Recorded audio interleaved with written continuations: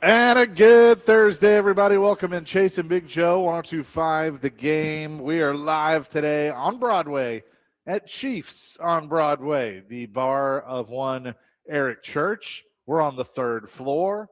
We're having a great time. You can come up and see us if you're coming downtown for the SEC tournament, or if you're just coming downtown to hang out. We're up here on the third floor, so come see us as we'll be here, and then DVD will be here. This place is awesome. The third floor is like a venue where they'll do concerts and things, and they got the stained glass windows a la the Ryman with Dolly and Willie Nelson and Michael Jordan and Johnny Cash. I mean, it's awesome. Jesus. So it's really that's Bob Seger. Oh man, I thought it was Jesus too. That's Bob Seger. Well, in the corner. Oh, that's great. Some man. people might view him that way. I don't know. But Who's straight ahead of us? Is that Bruce Springsteen? it's either Springsteen or John Cougar, maybe. I can't tell. I don't know. But yeah, anyway, it's really cool. So we're excited to be here today and talking SEC and Titans and all that stuff. Yeah, and tonight's the big reveal over at the Pinnacle. Titans are going to bring out the new logo, bring out the new everything, and so it's an exciting time. If you're a Titans fan, listen, we have banged on this team hard the last 2-3 years, rightfully so. But I feel like they've turned the ship around. I love Robert Saleh. I love what Barganzi's doing. Last year's draft class contributed. I like the vibe. I like the way it's headed. I think tonight will be a lot of fun to see how the veil with the jerseys and everything going on and the excitement about the free agency class they brought in. I think it's a really exciting time to be a Tennessee Titan. Yeah, I do too. I did. I saw Jim Wyatt tweeted about 2 or 3 hours ago. I guess it was right outside the facility, and they have all the flags: the American flag, the Tennessee flag, and they have the Titans flag. And I just saw it, and I saw that flaming thumbtack logo, and this popped in my head.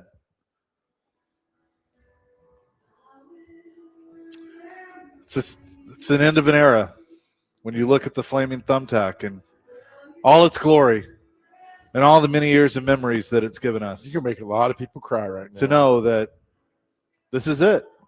And at about 8 o'clock tonight, it'll be a new era. It will be. We're going to miss it, man. Yeah. I'm going to miss you, man. Yeah, they're moving on. And I thought the uniforms for the last 6-7 years are the worst uniforms in football. I've always said the Titans are the worst uniforms. I'm kind of excited about this new oomph they're putting out there tonight. I'm excited for it. I think it looks good. I mean, the mocks we see, I don't know if they're the real thing or not. I'm going to laugh if they're nothing like what. Right? That's going to be crazy. But the simple fact is what we've seen so far, pretty continuous across the board. I like it. Just embrace the Oilers blue and then go forward and boom, we got it. Yeah, so they'll do that tonight. The Preds are in action tonight against the Canucks.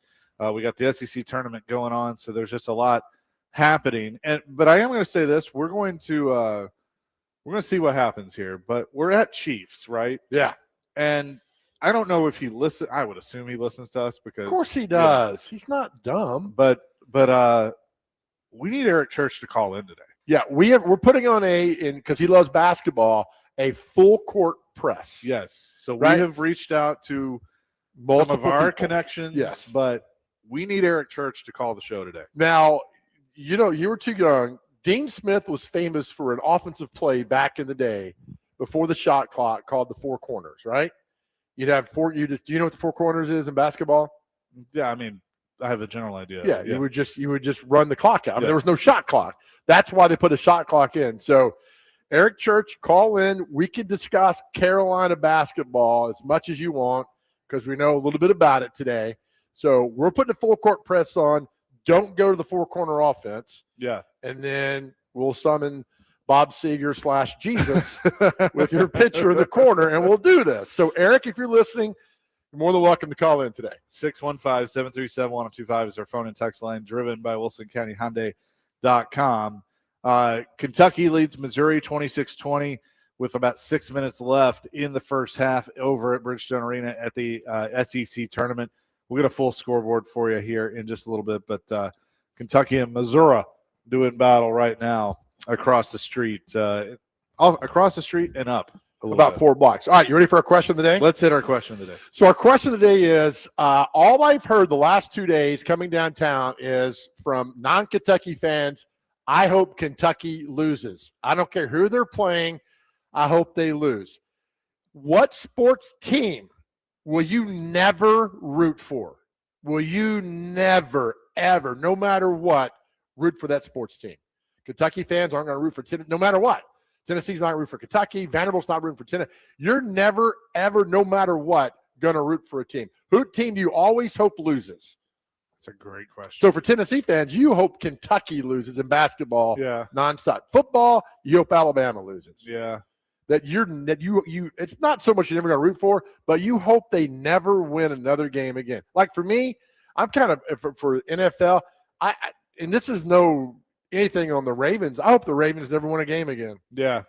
I just don't. I mean, I'm maybe with Harbaugh gone, I'm a little bit better, but I'm tired of them beating the Titans in almost everything. So I will never root for the Ravens. As a lifelong Cowboys fan, the artist formerly known as the Redskins, currently known as the Commanders with Washington. You're always hoping to lose. Yeah, because Okay. I mean that was the arch rival. I mean, obviously you had the Cowboys and Indians back in the day. What would Sean Henry, the big Giants fan, He'd say the Cowboys, I'm sure. he hopes they never win a game again. And he should. Yeah. He should say that. It's just funny. 15 of the 16 SEC teams all can't stand Kentucky basketball. And that's all I heard yesterday was, I hope Kentucky never wins a game again. And they're up on Missouri now. Watch them roll all the way to the final on Sunday. But I just thought it's interesting that teams that you're always going to hope they lose every single game. And I was a Braves fan back in the day. Always hope, the Mets. but see, we're different. Yeah. There was only 2 divisions. There was Right. National League West and East. And Yeah, I don't always say it. hope Don't say it. I'm going to guess. Dodgers. every single second. Yep. Hope they lost every game back in the 80s. Hated them. Because the Braves were in the West with the Dodgers, Yep. right? Yep. Yeah. They all lost every single game. I still do. Mine's the Mets. Like Willie, that's why Willie and I have fun with that. Like I hate the Mets and he hates the Braves. But you also hate Bryce Harper. I can't stand Bryce Harper. That is true. It's funny. Right. I don't know what it is about baseball players, but there are certain baseball players that like I decide at a very early time that I don't like them and I never will. Bryce Harper's one of them. I didn't like Prince Fielder for a long time, and then we had him on the show, and I kind of felt bad, and I was like, he's actually a really nice guy. He is a really nice guy, right? Chase Utley. I didn't like Chase Utley because he was always good. David Wright was another one. Played for the Mets. Was always good against the Braves. Is it more baseball than anything else? That you could stand? Yeah. I All mean, right. like, not on a personal level. No, I get I it. like wouldn't go up to Chase Utley like, you son of a. It's like The Godfather, man. It's not personal. It's business. just business. Dr. Crane, what about you, Bubba? Chicago Cubs. Cannot stand seeing them to win. Yeah. I know Oh, you're they've a caught a Cardinals good fan. run of, good success, but no thanks. All right, so 2016 had to just destroy you inside. Absolutely. Yeah, Because I'm they've with been you. on a terrible run of just 2011 on, just terrible. So you bring up a really interesting point. If Ricky's listening, he can weigh in on this. So I feel like Cardinals fans, your arch rival is the Cubs, and you hate the Cubs. And then you kind of look at other teams as whatever. The Cincinnati Reds hate the St. Louis Cardinals. Like every Reds fan I know hates the Cardinals. Really? But I kind of feel like Cardinals fans are like, yeah, whatever. It's very fair. kind of like Tennessee Vanderbilt. Like Vanderbilt Right. fans hate Tennessee, and Tennessee's like, yeah, whatever. Yeah. I mean, that's kind of how it comes across sometimes. Okay. Our question of the day is presented by Aries Tactical. Your safety, your skill, your Aries Tactical. First-time shooter, shoot for free. Just tell them that I, Chase McCabe, sent you, and check them out at ariestactical.com. Again, we are live from Chiefs on Broadway for the SEC tournament, which is at Bridgestone Arena, and all of our coverage is presented by Thompson Machinery, City Auto of Murfreesboro. Visit cityautomitsubishi.com. Maple Street Biscuit Company, Wake Up to Wow, Volunteer Hose and Gasket, Crown Royal, live generously and life will treat you royally, and the Metro Nashville Police Department. Learn more at joinmnpd.com. So we appreciate all of them. Jill Jelnick, Fox 17, going to come hang out with us at 1 o'clock. And also Greg Wyshynski at 2. So a lot to get into today, and hopefully Eric Church will call in at some point. That's what we want to have happen. That would be awesome. Man, right? We're live at Chiefs. We'll have more coming, including the Titans making some of these free agent signings official. We'll do that next. Chasing Big Joe, 102.5 The Game.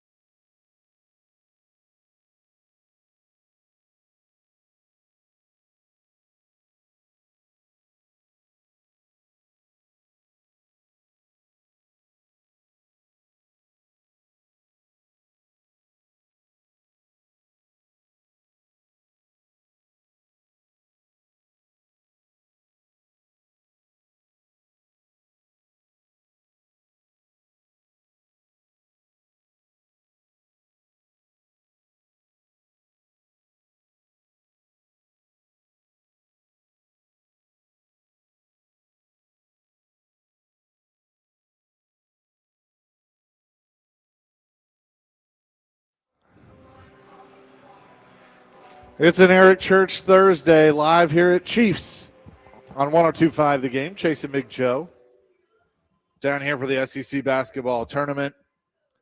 But excited to be here, Chiefs, on the third floor. So come up and see us. It's open. You can go. You obviously have several floors to choose from, but come up to the third and say hi. We're having a good time here, Chase and Big Joe, as the SEC tournament is going on as we speak. Kentucky and Missouri, as Kentucky is up 35-24. Oh, good. Well, Kentucky's going to stay in town for quite a while then. Which is good for business. Well, good for all the businesses down here, as they're going to stick around and win games. And look, that's the whole thing, is that yesterday, them playing on the first day for the first time since 1979.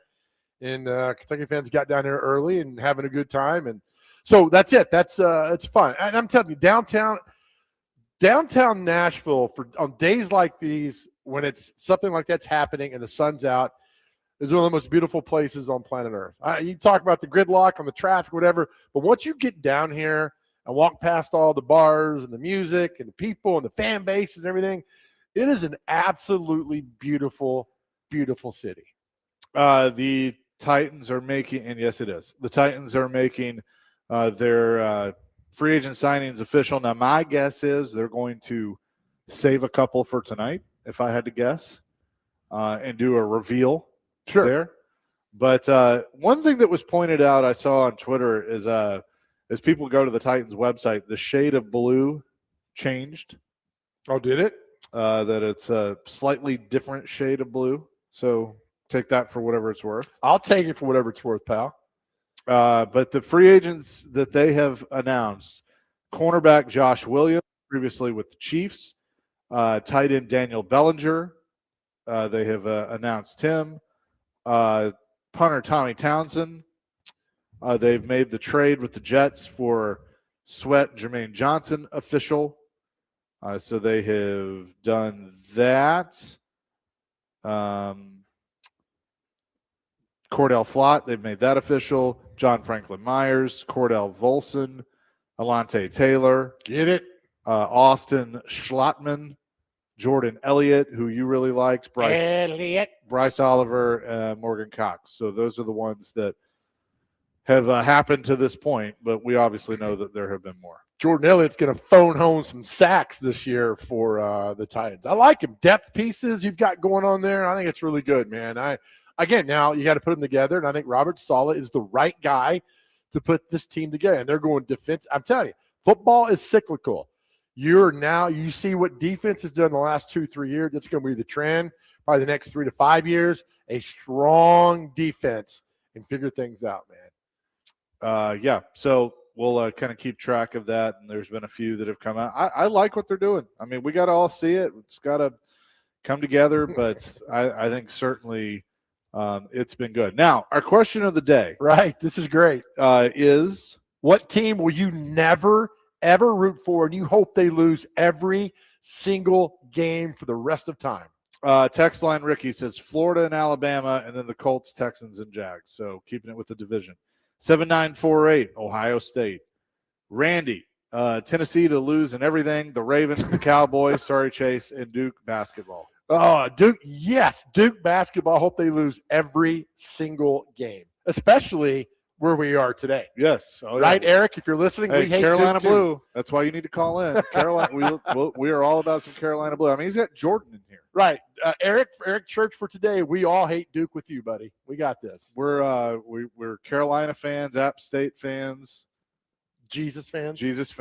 We're always Jesus. Read Paul. Paul's got an international hate. I love it. You read Paul, because Paul says, I grew up in Toronto. I would never, ever, ever cheer for the Montreal Canadiens. Yes, that's a good one. How deep is that hatred? Very big. And by the way, the Seahawks have won more games recently than the Toronto Maple Leafs.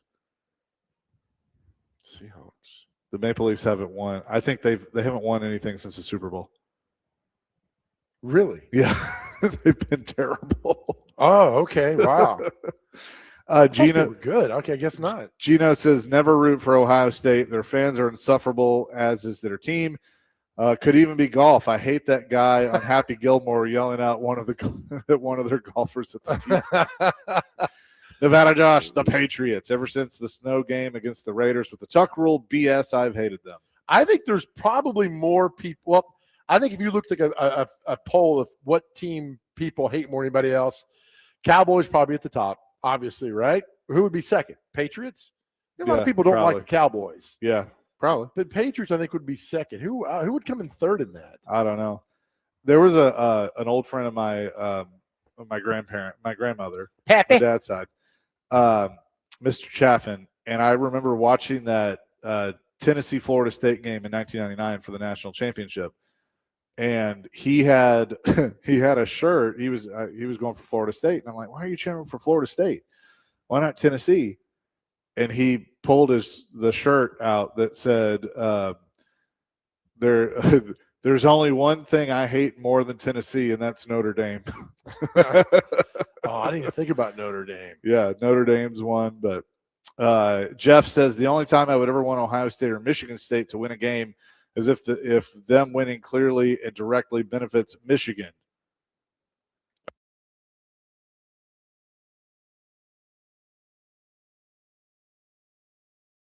Okay. All right. Yeah. Let's for a second. I don't hate the Yankees. I hate the people who like the Yankees yet can't name a player past the year 2000. That drive, like my ex-sister-in-law loves the Yankees. Why? Because they win all the time. Yeah. What about when Don Mattingly was there? Who? Yeah. Okay. Right. We'll move on from this. So I'm the same way. Like, I don't like the Yankees, but I've always respected the Yankees. Like in certain players, like Derek Jeter is one of the best of all time. And how could you not like him? So I'm with you. I think the Yankees, the Blackhawks, I'd even throw the Cubs in there. Give me an NFL team, like a team that you the bandwagoners that they just jump on. Like if the Bears get good again, I think you'd have some of that. Yeah, that's a great question. Now, if you've been a fan, the Browns would be a perfect example. If the Browns all of a sudden got good, you're going to hear all these people go, "Oh, I'm a Browns fan." But they get some long-suffering, loyal. Sure, fans and I love those people. Like, they deserve to have something good happen.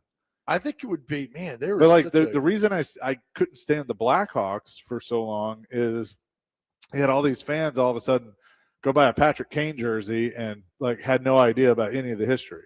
It's just like you're just jumping on at the right time. So yeah, there's a lot that I like Bulls fans. Bulls, yeah. In the 90s, people just because they win. Like our buddy Beasley, he's a Patriots fan. Why? They win. He's the front runner. Yeah, right? Where are you? Like we're going to become Arizona Cardinals fans on this show. So Beasley probably was young when that dynasty started, like I was with the Cowboys. Yeah. So if he started liking Tom Brady early on, okay, I might be able to get on board with that. Because I was the same way. I loved Emmitt Smith and Troy Aikman. Like, that's why I became a Cowboys fan, and I had family down there. So I thought he was a Cowboys fan, actually. He is, but he loves Brady and the Patriots. Okay. Yeah. He is. All that. But that's the thing is that – but this question is teams that you hope lose every single game. It came off of walk around downtown yesterday. People – I mean, it's not a dislike for Kentucky basketball, but a lot of people hate – but is it more about the fans? Are you hating the fans more than the actual team? Probably. To do those? Yeah. Teresa in Nashville is a fan of the New Orleans Saints since 1967. I will never, ever cheer for the Atlanta Falcons. Love it, Teresa. That was first year for the Saints down there, I think. 3332 says, I hate Kurt Busch with a passion. Hope he crashes in every race. Well, he's retired now, so you don't have to worry about that anymore. 4312, Reds don't even blip on the Cardinals fans' radar, and I hope the Cubs never win. So Red fan doesn't care about the Cardinals? No, other way around. Cardinals fan doesn't care about the Reds. Yeah. Okay. Josh, I want the Mets, Phillies, Nationals, and Marlins to lose every game every year. I want the Jags, Texans, and Colts to lose every game, and I want the Dodgers to lose every game. I also want the football Tennessee Vols to lose every game. I want Duke basketball to lose every game. Oh, on and on and on. Love it, man. Yeah, there's a few. So, yeah, I mean, I guess the question, if you deep dive into it, it's like fan bases that you really just despise. A lot of people despise Tennessee football fan base. Justin in Greenbrier says the Pittsburgh Penguins. Preds fans know why. My creative player on the NHL game got drafted by the Penguins, and I quit and started over. Al says I will never root for California or New York teams, and never for China or Russia. Well, oh my goodness, probably important. I just refreshed our text line. Good Lord, man. 7968 says the New York Yankees fans are either bandwagon or clueless people who just like the logo. Well, that's the same way it was for Alabama football. And look, if you're now, I get it. But I think part of being a fan, like a really dedicated fan, you need to know the history. Yeah. You got to tell me who the coach was before Mike Shula. I mean, you got to tell me players. That's the same with the Yankees, right? You got to tell me about people that were there. Actually, it was it Mike Price? Mike Price. That's right. Who never coached a game. And then before that, it was that DeBose? Was not. Was it? Gene Stallings? Nope. No. Who am I missing? He left and went to Texas A&M. I don't remember. Dennis Franchione. But then DuBose, then Stallings. Yeah. So that's the thing. But I need who was to know, between Bear and Stallings? Ray Perkins. Perkins. Yeah. Remember, that's the don't be Ray Perkins. Yeah, right. Don't follow in the steps of a legend, because then it was Bill Curry. Yeah, and then right. Gene Stallings. Yeah. So all that. So that's the thing. Is like if you're a Yankees fan, and you're not going to go back and to the 1940s, but yeah, I need you to go back a little bit if you're a dedicated fan of that team, and tell me. I mean, a lot of Patriots fans don't remember Drew Bledsoe. Yeah. I mean, had Drew Bledsoe never got injured, Tom Brady wouldn't have had the career he had. Look, I get circumstances happen and go on, but again, I think it's 50-50. You root because somebody you don't like is a fan of that team. Like, I'm going to hate them too. 6967 says, Chase saying, give me an NFL team that bandwagon fans jump on like it's not obviously his team. Yeah, you're right. It is. That's fine. 0181, any team that LeBron James is on. 1880 says Kansas City, the Chiefs. Ron says, what if it's a team that you need to win, even though you hate them, so you can get into the playoff? That's a tough one, but it's true. That happens now, like with the turn. Yeah, right. Yeah, it's true.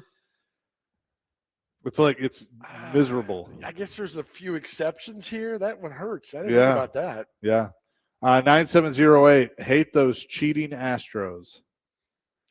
What? Okay, all right, Dr. Crane. All right, let me ask you this. They banged on trash cans, right? Is that what they did? Yep. Yes.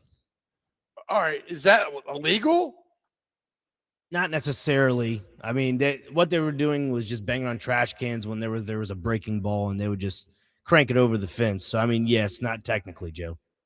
By the way, 3446 says forgot Shula, but his last text was Tuesday at 8:00. Holy hell, Chase, go home. You're going to burn out working too much.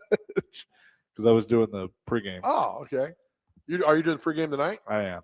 But here's a little inside baseball for you. I was home. Get it, Chaser! And I will be tonight, too. So it's okay. Let's see. More of these. 4312. Everyone hates the Dodgers also, especially now. Yeah. Scott and Waverly, I'm a diehard Niners fan, and watching Seahawks win the Super Bowl made me want to jump off a bridge. Please don't do that. Don't do that, all right? 7268, the New England Patriots, and all thanks to the 2004 divisional playoffs against the Titans. Was that 04 or that was the 03 season, Yeah. but it was in January of 04. Do you think if the Tuck rule never happened, is there as much vitriol for the Patriots? Or, I mean, because you had that, and then you had the cheating. Spygate, Deflategate, like all those things. And so it just was kind of a running pattern. Well, I mean, the Patriots lost a first-round draft choice, and was it 08? He got fined. I think Belichick got fined $500,000. The team got fined, for illegally taping things, and they were not supposed to do that. I mean, Eric Mangini, they had a crew taping the coaches giving signals, and Eric Mangini blew all that out of the water. That's why Belichick hated him. So I don't know. I mean, there's Brady's run to be an elite quarterback. You have to have a lot of help. Yeah. The Tuck rule help. I'm telling you, Drew Bennett catches that pass in the playoff game. Gets the Titans a first down. They go down and win. Patriots don't get that second Super Bowl in 03. They dropped the pass. Yeah. It's 5 degrees. I get it. And then the Patriots win. They go to the Super Bowl. There are instances along the way that you need help with to become great in elite status, and that was one of those moments. I may regret this. Hank in East Nashville says, Chase is a Cowboys fan. Makes perfect sense about him now. What do you mean by that, Hank? Come down here and say that to my face. Watch him show up and you run out of here. No, Hank's like, where I'm is just he? going to be like, that's Chase. He's like, where? You're like, get out of here, Hinbo. 615-737-1025. We'll answer this and much more coming up next. Chase and Big Joe live at Chiefs on Broadway, 1025 The Game.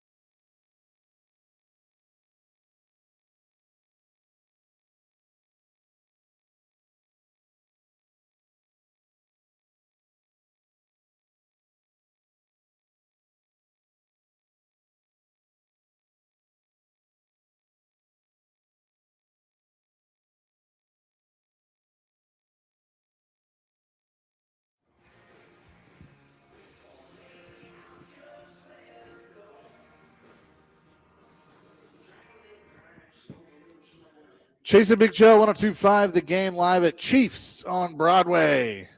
All Eric Church today. Yes. And we want him to call in. We are. Do you mind if I do another commercial spot real quick? Yeah, can we get 4 in a row? It's all Joe all day. WJOE, you're home for Big Joe. Oh, my Lord, man. We love everybody. Thanks for listening in our wonderful advertising. That's what happens when you sell everything. That's right, buddy. Get on, get it done. Get out there. Anyway, our question of the day has really taken off. A team you will never cheer for. Eric, we love you, but we want Eric Church to call in too. Eric wants to weigh in on this. Hey guys, if I also wanted to tell you about an incident that happened with involving the Titans and the Patriots, guys. Of course, that was a game. Of course, they lost 17-14 with the Drew Bennett, and it was controversial that. And I remember because I was sitting and watching a flat screen movie projection TV at the Belcourt Theater because I live about half a mile forward there. But do you also remember an incident that happened right before the leading up to the game? I do not. Against the Patriots?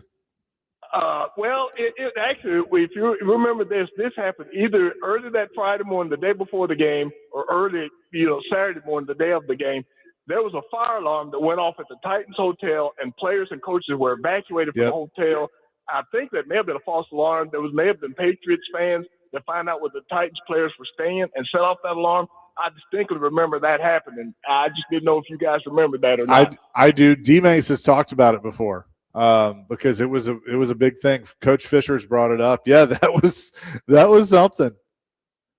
Yeah, guys, I guess if there was one team that I had to pick that I could never, ever cheer for, guys, this is hard because there's so many I could go through, but the one team I can't ever root for is probably the Boston Celtics.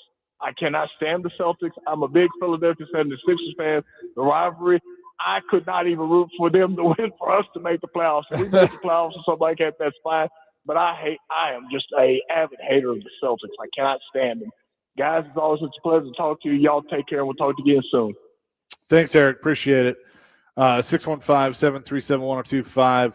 Kenny the mailman wants to weigh in. Kenny, what's up? Hello, good friend. What's up, buddy? What's up? I understand the question, and at one time I was like that, but there's also you sort of have to grow and change as you get older. And what changed me, my youngest son, Jack, I love Andy, right, Chase? Yes, sir.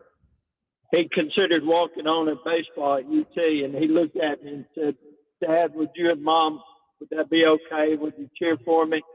And I told him, I promise you, Babby and I would have orange jackets, orange hats, orange fold-up chairs, everything. And if you walked to bat and looked at us with a gleam in your eye, we would boo the Hell out of you. We would have rather he had walked on at the University of Cuba than go up to that city. So maybe some people grow, but we didn't. Well, good for you, Kenny. Y'all have a good day. All Thanks, right, buddy. Kenny. Appreciate it. Rick wants to weigh in. Rick, what you got? Oh, I agree with Kenny. I hate UT with a passion. And there's only one university, and that's Notre Dame. Okay. We hate Michigan and USC also. What about, all right, so you still hate Tennessee too? Oh, I despise UT. Now, is it more the fan base or the or the teams? Yes, that's it. That's the fan base. Okay. What about University of Miami? Oh, now you're talking. I hope they rot in hell. Excuse me. Goodness, Rick. Damn, Just Alabama blanket hate too. everyone. I didn't mind Alabama as much, but this year I do.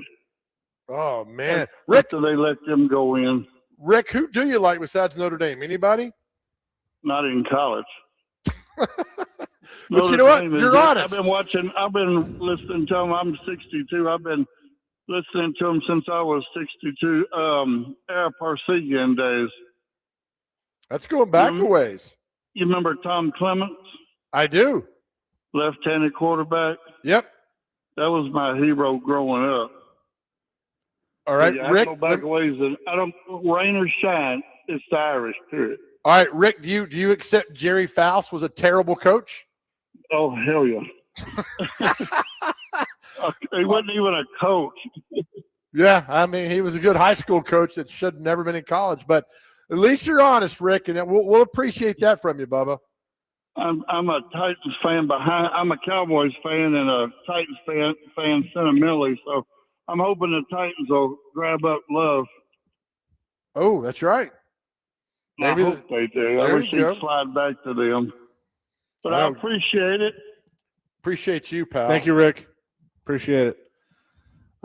Gary wants to weigh in. What's up, Gary? I was born in 1958. I grew up in Minneapolis as a Minnesota Gopher fan. I will forever hate Michigan and Ohio State because I grew up in the days when the Big Ten was the Big Two and the Little Eight. And every year they played for the championship, rolled over everybody else. To this day, I can't stand the sight of either of the uniforms. I love your show. Have a great day. Thank you, Gary. Gary, I was going to ask you about Lou Holtz being only in Minnesota for 1 year. Are you mad at Lou Holtz? He was only there a year and left you? I've never been able to forgive Lou Holtz.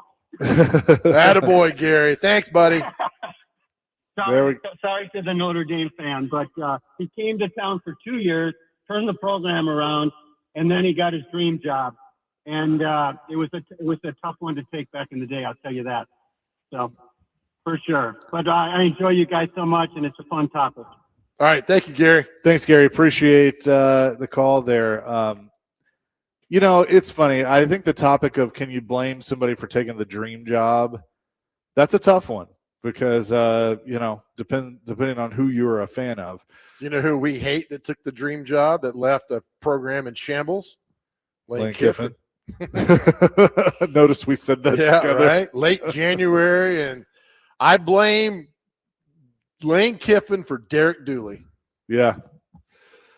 Chase and Big Joe presented by the Omni Nashville Hotel, and the scores right now. It is and our scoreboard updates are driven by Toyota. Be listening through our out the day to the updates. Toyota, let's go places. In the SEC at the half, Kentucky leads Missouri 38-29 at Bridgestone Arena. They just tipped off the second half. Elsewhere in college basketball, Iowa State up on Texas Tech 47-39 early in the second half. NC State trails Virginia 61-51, 8:17 to go in that one.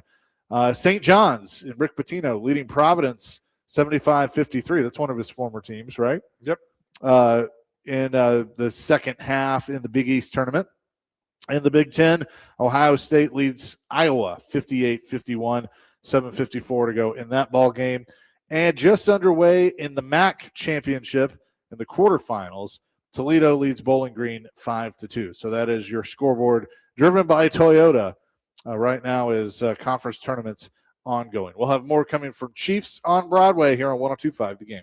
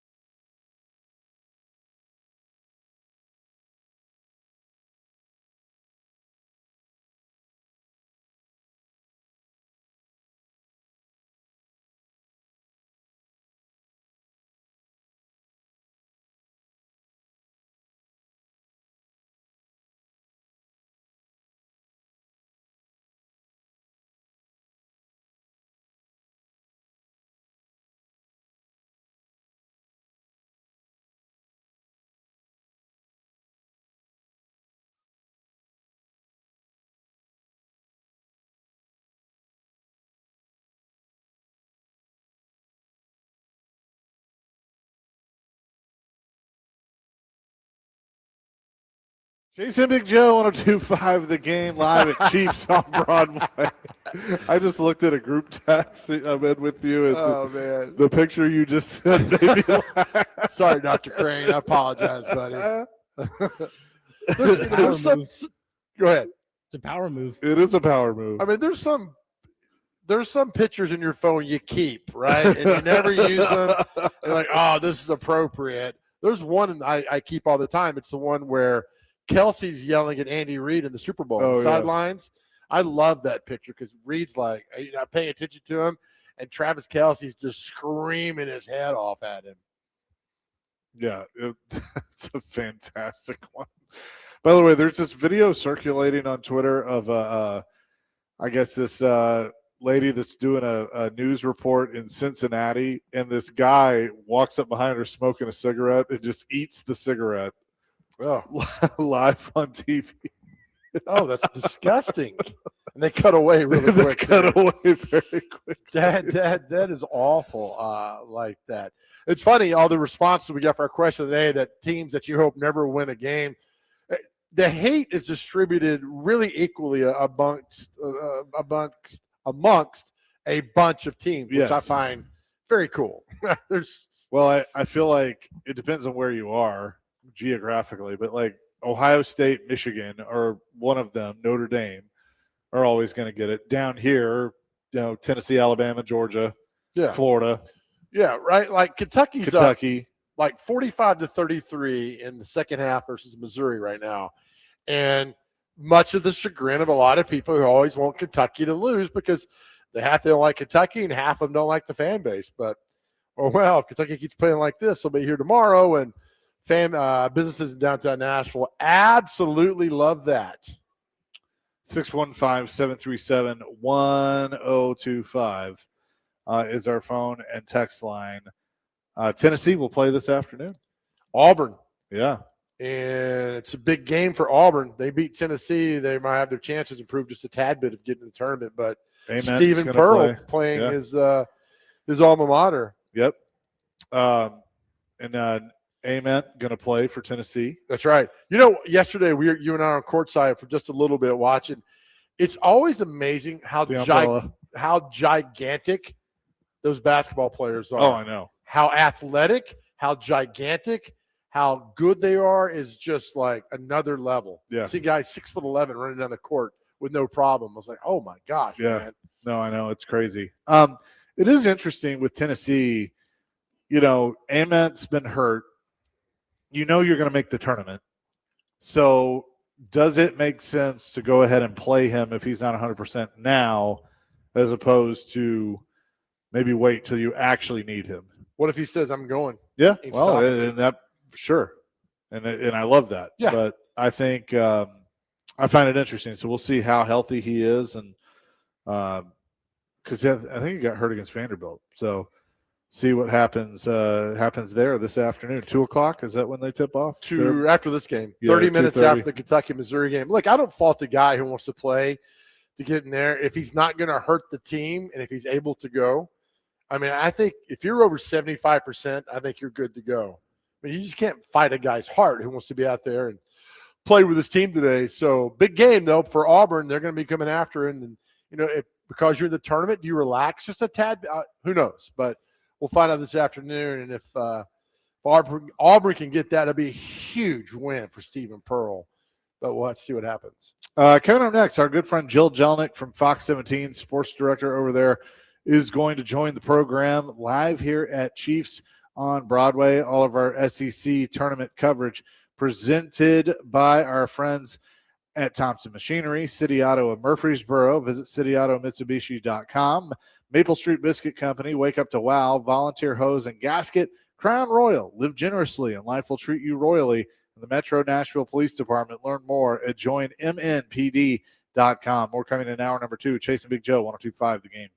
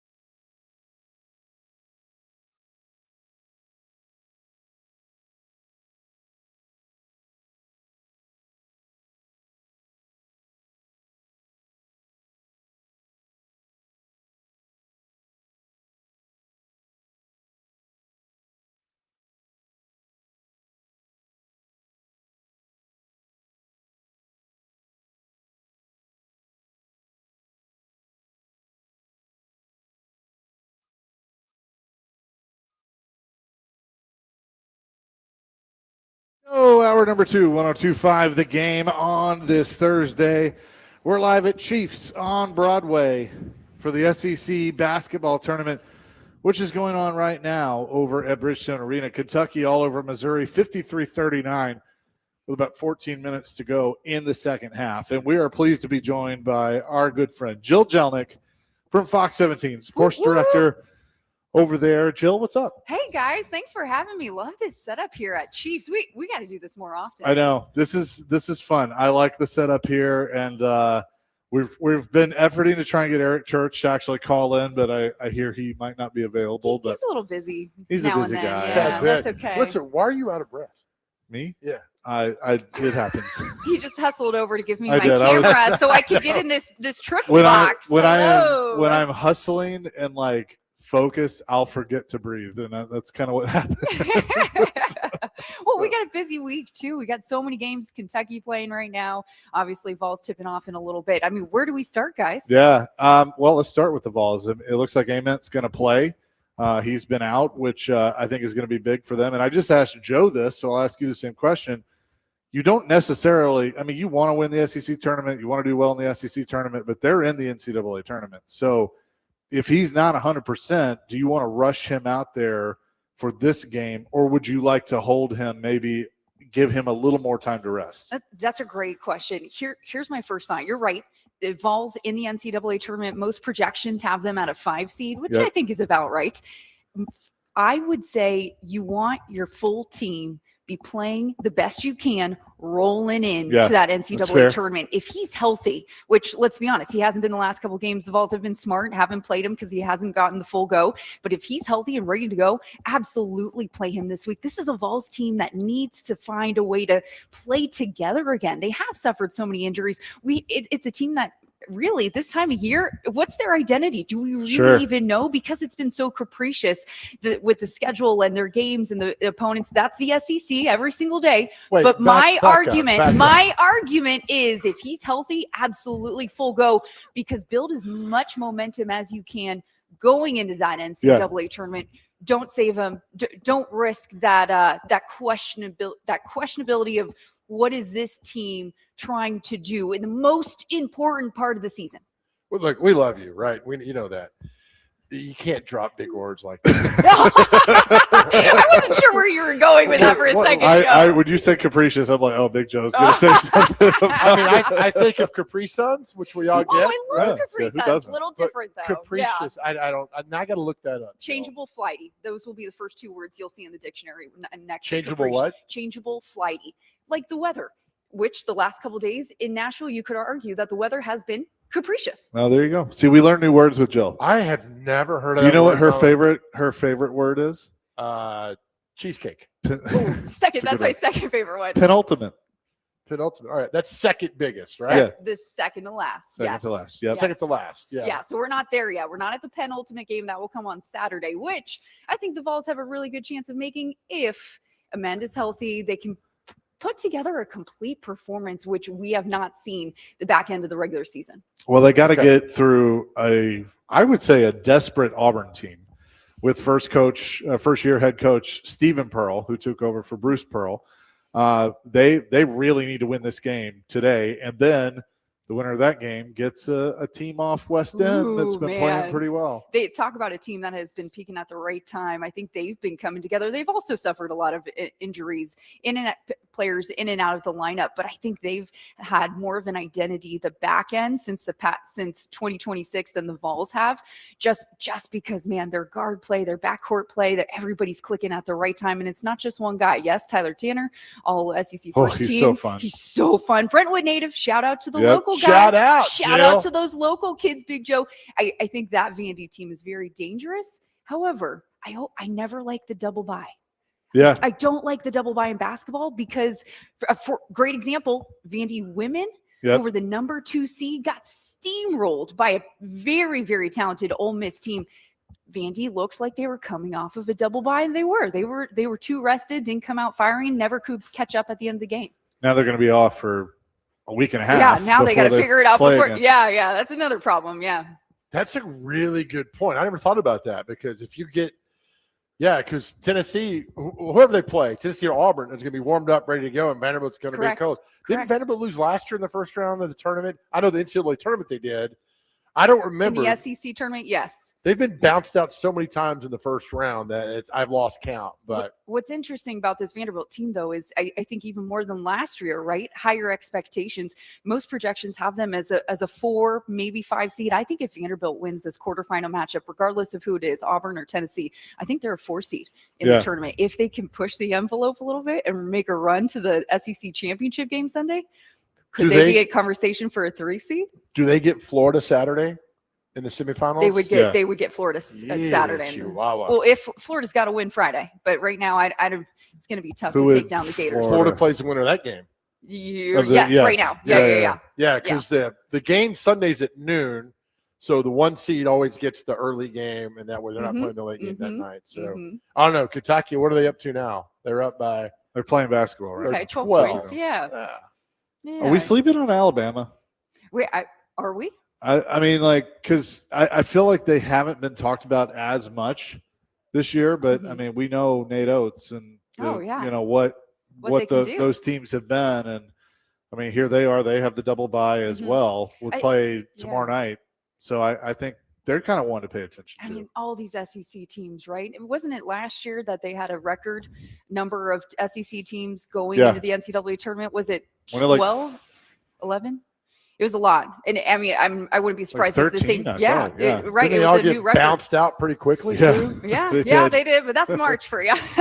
By the way, Jill Jelnick is with us here at Chiefs on Broadway. Capricious from Nick Frazier is an adjective describing someone or something prone to sudden, unpredictable changes in mood, behavior, or condition. There you go. Brilliant, Jill. Oh, gosh. Thanks, Did you learn that at East Carolina? I learned that from my mom, English teacher, public educator for 40-plus years. Nice. Well, there you go. Yep. Shout out to Mrs. Jelnick. Yeah, and your father and I have a bond because we both hate air conditioning. Yes. That's you guys are anti-AC brothers forever. Right. I wrote a story about you and your dad and your family. That it was all the mainstream media papers about. Because in my car growing up, I didn't have air conditioning. It makes you tougher. To this day, I still do not turn on air conditioning in my car. Sign of weakness. Right? It is. Sign of weakness. And I was talking to your dad about that. He's like, I don't Just know. roll down the windows, guys. Roll down the windows. Yeah. I think it's great. All right, so let's ask Jill our question of the day because I think she would love weighing in on this. What team, no matter what, do you hope loses all the time? So it's not so much a team that you hate, but what team do you just hope they never, ever, ever win another game? Oh, man. You just said Okay. Nobody's listening. Yeah, nobody's listening. I'm okay. I'm any sport, right? We're not talking about like men's basketball. We're not even talking about collegiate athletics. Well, for me personally, I'm okay if NC State does not win another game in any sport ever again because I hated them so much in college. But you played at East Carolina. They were just down the road, 2 hours away in Raleigh. And so is that the big rivalry for UNC and NC State are big rivals, right? And then we're like that ugly stepsister, East Carolina University. I'm okay saying it because we are an underdog in every matchup. But my senior year, head coach Ruffin McNeil and the Pirates football team destroyed UNC and NC State in the same year, like double digit. And that was unfortunately probably the peak of ECU football in the last decade. How does Duke weigh into this? Duke does it actually. Well, here's why Duke doesn't weigh into it for me. They didn't have a softball team up until a couple years ago. Okay. We never played them. So no blood. Good. Yeah. But NC State. Yeah, no Wolf Pack. Down Wolf Pack. Yeah. Whatever their Wolf Pack thing is, down. I love it. Yes. Yeah, there you go. So it's super personal for me. Good. It should be. Yeah. Okay. Right? There's a rivalry there. Yeah, it comes from something. Yeah. Look, all I know is when you think of famous alums from East Carolina, there are 4 that come to mind. Sandra Bullock. Love him or hate him. Vince McMahon. Okay, there you go. Chris Johnson. CJ. And Jill Jelnick. Oh, that's good. That's pretty funny, Chase. That's I like good. that. Yeah. There's got to be more, right? Yeah, there are. I just looked it up. Those are the big 4. Linda McMahon, who is Vince's, I don't know what they are these days, but wife. She's the Department of Education? Yeah, she's she's on the cabinet. Who else we got from East Carolina? Let's see. Emily Proctor, the actress, she was on CSI Miami. She was? Yep she was also in the West Wing. Scott Avett of the Avett Brothers. I guess. Okay. Yeah, he was there. Jeff Hoffman, pitcher for the Yeah. Toronto Blue Jays, Yep. was in my class. Jeff Blake. Jeff Blake, quarterback. Jeff Blake was one. In the 90s of the Bengals forever. And one baseball player that committed to ECU, but then went straight to the draft, someone by the name of Mike Trout. Oh, wow. Okay. I didn't know that. I didn't know that either. ECU has a great baseball program. How far from the beach? Justin Hardy was We're an one. hour. We're an hour and some change. Okay. Yeah. Dwayne Beautiful Harris. Oh, yeah. Dwayne Harris. Is that Wilmington? Yeah. Yeah. Wilmington. There you go. Surf City. ECU. Yeah. Gotta love it. The Pirates. Coming up next, the Titans have been very, very busy. I want to get your thoughts on that, and also the. We were talking about it earlier, and playing a little Sarah McLaughlin because the flaming thumbtack. It's the last day of the famous Titans logo, the flaming thumbtack. Oh, so, okay, yeah. it's a little sad, here with Yeah. that. But we'll have more with Jill Jelnick from Fox 17 here on 102.5 The Game.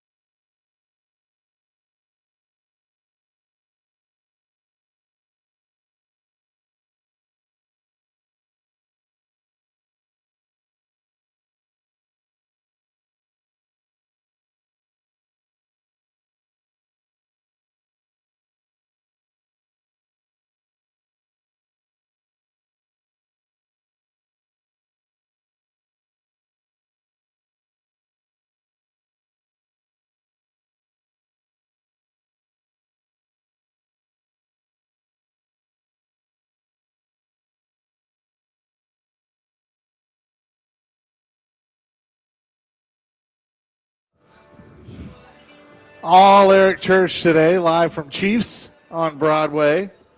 Come by on the third floor and say hello as you head down to Bridgestone Arena in the SEC tournament. As right now, Missouri's making this interesting. Kentucky up 58-51 with about 10 minutes left in the second half. And looks like they've made that 58-52. Mizzou at the line I don't know if that was a tech or flagrant one, I guess is what it was. So a couple of foul shots there. Let us know, buddy. Well, you just said flagrant one. There you go. Jill, you take good pictures. That was a great picture. Oh, thank you. Yeah, just tweeted at you. Right? Jill Jelnick, Fox 17 sports director, is with us. Jill, real quick, is that a skinny filter that you put on us? It's a wide lens. Wide lens is the secret. Okay. Yeah. Thank you. Yeah. Chase, look, that's a good picture of you too, that buddy. is a good one. on Jill at Jill Jelnick on that. All right, well done. Titans have been busy this Yeah. week, and they're slowly announcing the free agents that we know they have signed, but Wan'Dale Robinson, a lot of Giants, a lot of Jets or 49ers that have played for both these coaches, and Robert Saleh and Brian Dable. But I like what they've done, and I in my opinion, you can't say that this team right now, at least on paper, isn't better. Has to be, right? I mean, it just feels like it. I mean, coming off of the season that they had last year, right? Yeah. How underwhelming it was, how desperate they were for someone to step up, be that star, which ended up being the rookies, in my opinion. Alec Iomanner, right? He had a great rookie season, and DK, thank you, Yep. Chimere DK. This is a team that was starving for some star power. On paper, it certainly looks like it. However, I feel like a little deja vu. Haven't we been here before with the Calvin Ridley signing, with some other big names in the past? And, it just never showed up on the field. Hopefully that's different this time around. But I think the difference is, and you hit on it, Chase, the connections with the current coaching staff, former Giants. Coach Brian Dable has played with them. He's coached a lot of these offensive weapons, right? Robert Saleh, former 49ers, former Jets.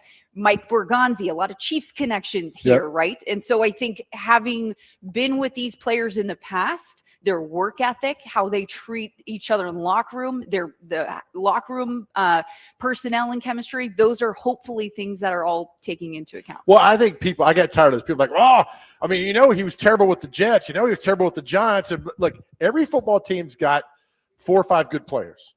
Now, if you go 0-17, you got some good players.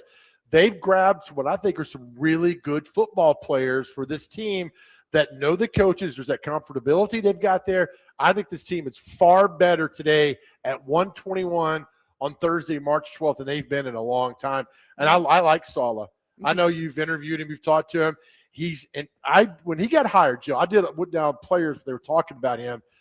They were like, he's a hard ass. He yells at us. We're not sure he likes us, but we know that he loves us. And I'm like, that's strong. I think he's going to do great here.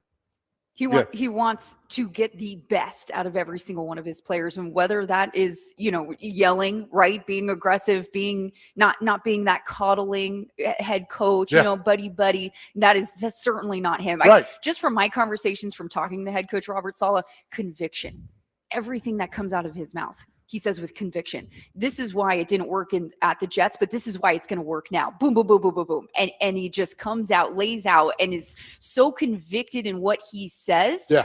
I'm just like, okay. And I don't remember that from Brian Callahan's introductory press conference. No. I don't remember that conviction. No. I just don't. That was what stood out to me. That was a huge glaring difference. Yeah. Well, and I thought it was interesting, too, with Dable when he was introduced. He sounded like a head coach. Oh, my gosh, totally. And I mean, Gus Johnson did too, or Gus Bradley, not Gus Johnson. Gus Bradley did too. And I think people miss like how important that experience is going to be, that all 3 of these guys have been head coaches. All 3 of these guys have failed as head coaches, which I think is important too, because what do you learn from? You learn from your failures and your mistakes. And I think we've already seen Robert Saleh specifically do some things differently going in to year one than he did with the Jets. So as for the moves, it's just, I think, an exciting time. And then on top of that, you got tonight, they're going to unveil new uniforms and a logo and all that stuff, where it officially becomes a new era for the Tennessee Titans. Yeah. I have a question for you. How about this? Sure. From the moves that they've made, clearly leaning defensive heavy. Have they? Would you like to see more offensive players pickups? Do you think they're going too much on the defensive side? He is a defensive minded coach, but do you think they're going too much defensive sides with that cap space? You can't build Rome in a day. So you're going to build the defense. You're going to make that defense badass. Mm-hmm. I told Chase earlier, football is cyclical. 5 to 7 years, trends change. Now it's about defense. Okay. Yep. Build like that. the defense. That Okay. way I can – That's your backbone. I think the offense needs a lot of help, but I don't feel like spending $22 million on a guy that's like, I don't know what he's going to do. Get the defense on the field. Who just won the Super Bowl? Who just won? Seattle. Seattle. Thank you. Right? I almost said Mike Vrabel and the Patriots.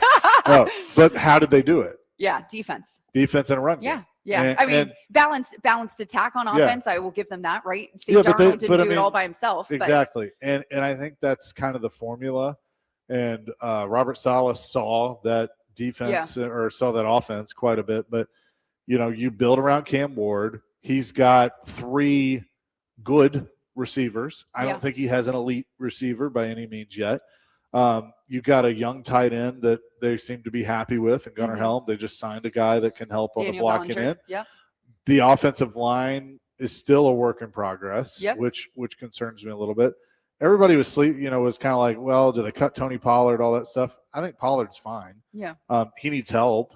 I'm not sure that Tajay Spears is really the number 2 back, but they can address that in the draft. I was just going to say, draft's coming up. I feel like the draft might be where they target more offensive weapons for Cam Ward. And if they go Jeremiah Love, then that's huge. I think that is a offensive weapon for Cam Ward. But I'm with Joe. I have no issue addressing the defense as much as they have, because that defensive front Jeffrey Simmons needed help. Yeah, no and question. I think he has it now. John Franklin Myers is going to be a beast. And I love that move. Bringing home Alontae Taylor on the back end. Move. I think that's going to be a really good move. I don't know as much about Flott, who they got from the Giants, but everything I've read has been positive. So I definitely like those moves. Listen, Jill, remember this. Football, and we talk about this all the time, comes down to 2 things: blocking and tackling. Blocking and tackling. That's it. That's the backbone of football. So if you can get a defense that and say, look, I'm going to put 11 guys on the field that are going to give everything I got to stop the other offense. While this offense comes along, I'm all aboard. And I get. Look, we've been severe critics of Callahan, Amy Adams, the franchise, but I think she's gotten out of the way. Let Borgonzi run the team. Let him do what he does best and build it. I think hiring Robert Saleh was the A+ hire of the offseason. Now let him work. I hope so. I hope so too. I really like him. I like the direction they're going. Also, I just love the fresh energy. Yeah. We obviously have the brand new logo and everything unveiling tonight. Good fresh energy, new staff, new minds. Brian Dable, like you said, Gus Bradley, so many different personalities, but also just football IQs that hopefully can figure out what they've done wrong in the past and right the ship. Hey, we want to thank you for you're not going anywhere, by the way. Oh, I thought it was like, okay, thanks, guys. This is fun. For allowing us to be on the Game Changer podcast that you do. Oh, I think that's great. Yeah. I know Chase was one of the very first guests. That's right. I was like 4 years. You were right there too, yeah. 4 years down the line. But I'm not bitter about that. But when it aired that Sunday night, I got so many text messages from people that were watching that I was like, so thank you. That's really good. It's really you do a good job with that. Thanks. And we appreciate us. Thanks. Let's go on the show with you. Yeah. Absolutely. Well, I love what you guys are doing, and that's the whole point of the show, right? Game Changers in Nashville. How are we not just being a part of the sports world, but how are we making an impact? What else are we doing to give back? And I think it's a great platform to be able to do that. And I'm not restricted to 2 minutes. Yeah. So well, I know that feeling. Gosh. I'll say this too. Last summer you had Jeffrey Simmons on. I did. And that was a pun intended game-changing interview for me as I viewed him, because I had been pretty critical of him, and there was some growing up that he needed to do, which I think he admitted. But everybody was anointing him a leader and all these things, and I questioned that. And I watched that interview and thought that he was the most vulnerable. He allowed himself to be vulnerable with you, and truly kind of show you who he is and how he thinks. And there were several things that he said, including, the biggest thing that I took away was, when he got there with Vrabel, he knew what was expected. They were still trying to figure that out with Callahan, and they truly never did. That was tough. That stood out. But him talking about, being double teamed and triple teamed and like how he's trying to get better at that and the weight loss and stuff. I was very impressed by it. And I think it changed a lot of people's views of him and his relationship with the media in general. So that to me was a real big turning point with that interview. And I appreciate that. You do a great job with it, as Joe said. Who's coming up? Who are some guests We that you just can had reveal? Former Vanderbilt star Drew Maddox is Nice. our episode this week. He is so inspirational. He made me want to just run through a wall, like just right there in our podcast room. And he gave us the secrets to building the best March Madness bracket. Oh, nice. Yes, there's three things you need to look at. I'm not going to give it away. You can check it out on Nashville Game Changers podcast, but Drew Maddox gives you the 3 secrets to building the best bracket. I'm going to say best looking mascot. It's got something that doesn't do with sports at all. Yeah. Best looking mascot, where the college is located. Yep. Is that a fun city? Do they have a good college town? Yeah. And how rowdy is the fan base? Yeah. Those are all good. Yeah. So what's your agenda today? What are you doing? In terms of just what my work day? Yeah. Well, we're getting started with you guys, of course, Okay. right? Just getting warmed up. Got the Vols game, have a live shot at 5:30, and then most likely I will probably hustle over to the Pinnacle and be there for the Titans unveiling and the hurrah. They've been promoting this 312 thing forever. We might as well. Right. Yeah. I will tell you this, and Chase remembers this. You weren't here when they unveiled the new jerseys in April or May of 1999. Oh my God. That's still talked about today. Yep. Okay. The 4 guys came out: Blaine Bishop, Frank Wycheck, Craig Hentrick, and Eddie George came out. That was the first time we saw the flying thumbtack, all that. It's still talked about today how great of a moment that was. And I went in 2019 when they unveiled this current uniform set. Morgan Wallen, an up-and-coming country music artist at the time, was one of the performers. Amazing. With Florida Georgia Line. 2018, 2018. Yep, 2018. Yep, right outside of Broadway. That's great. Who was it? It was Mariota, Taylor Lewan, Delaney Walker, and then I think Eddie. Eddie was a part of it. Eddie too. So Eddie and Frank. Eddie and Frank were Are part of it. Are they gonna bring back Eddie for this one? Probably not. You never know. You never I don't know. He's been busy. there the last. Yeah. He's been busy. So it should be fun, and I'm curious. I think we know what it's going to be, more of an Oilers type simple look, which is fine, but I think they're going to surprise us with a third, or and then there's that rivalry uniform or whatever that they're unveiling with the league. I think we could see some cool stuff. Yeah. So it's time. It's been time, and we'll miss the flaming thumbtack. It will. Also, not to make this a Jill Jelnick hour, congratulations on your Emmy Award. Oh, thanks. I appreciate that. Ryan, your photographer, Ryan. Shout out to Ryan Brooker. Yeah. He helped me put it together. The Emmys I won, and I'm not trying to upstage you because it goes back to you. We're never traditional sportscasts. Right. They're not. Why should they be? Right. And when I go speak to people, to groups and young kids, I'm like, be different. Outside the box. 100%. Your walk and talk about the draft, Ryan, I'm like, 30 seconds in, I'm like, it's going to win. Yeah. I told her, it's going to win. It's going to win the Emmy. I thought so. Well, it did. So I appreciate that. Because it's creative. Yeah. People are lazy. We got to look for other ways. A lot of our sports brethren, some in this town, are extremely lazy, right? You are not. That was creative. That was really a well-deserved Emmy. Yeah. Ryan Brooker and I put that together. That was a good one. It was fun. It's not every year you have the number 1 overall pick. So we thought it would be fun to do something different. Great. I'm glad we did. Well done. Yeah. Thanks, guys. Thanks, Kentucky Joe. and Missouri in a battle right now. 65-58 Wildcats as they just get a big turnover and do nothing with it. Maybe they'll do something with it. But 5:48 to go in this game over at Bridgestone Arena. We have a text from Matthew in Nashville. Oh, what's up, Matthew? Is Jill going to get to call more games for college softball in the future? Oh my gosh, Matthew! Thank you for asking. Yes, I am. I actually have about 6 Lady Vols games Number Nice. 1 ranked Tennessee They're Lady fun. I actually Vols. watched them Yes. against LSU when they came Yeah. back. They're yes, good. and that was without their ace, Carmen Yeah. Pickens. So, Matthew, thanks for asking. Yes, I have a ton of games in April and maybe some more TBD. Okay. Very, very cool. Jill, Yeah. appreciate it Guys, as always. thank It's you. good to see you. So much fun. Enjoy Bridgestone Arena and Yeah. the craziness. Be careful of the blue mist because you're going to run into it. Yes, always. I appreciate you guys. Thanks so much for having me. And the wide angle lens. wide angle Wide lens. angle lens. That's Love it. what we're talking about. That's what we're talking about. Too much fun. We're live at Chiefs here on Broadway for SEC tournament coverage here on Chase and Big Joe, 102.5 The Game.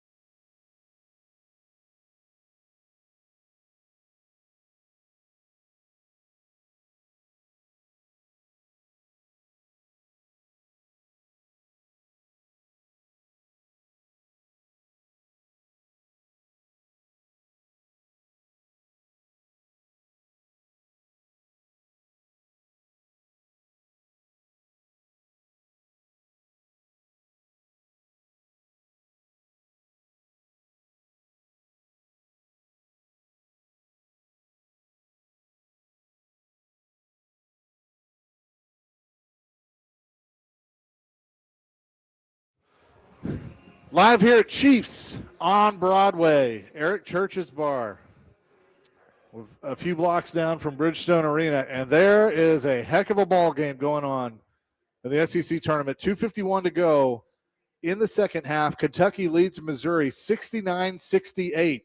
The Tigers have battled back. I think Kentucky had as much as like a 12-point lead at one point in time, and Missouri has battled back. They've controlled the turnover battle, and this one is going to come down to the wire, a 1-point game with a little less than 3 minutes remaining in the game. So that's a good one. Get the play-by-play going, Bubba. I think that's illegal. You can do whatever you want, man. Come on. I don't know about that. Thank you. There you go. 69-68 Kentucky. Some other scores, which is driven by Toyota. Let's go places. Toledo leads Bowling Green 39. Actually, Bowling Green takes the lead 40-39. That one just getting underway in the second half. In the SWAC, you love the SWAC. Texas Southern leads Alabama A&M 27-23. The A-10, George Mason up on St. Bonaventure 20-17.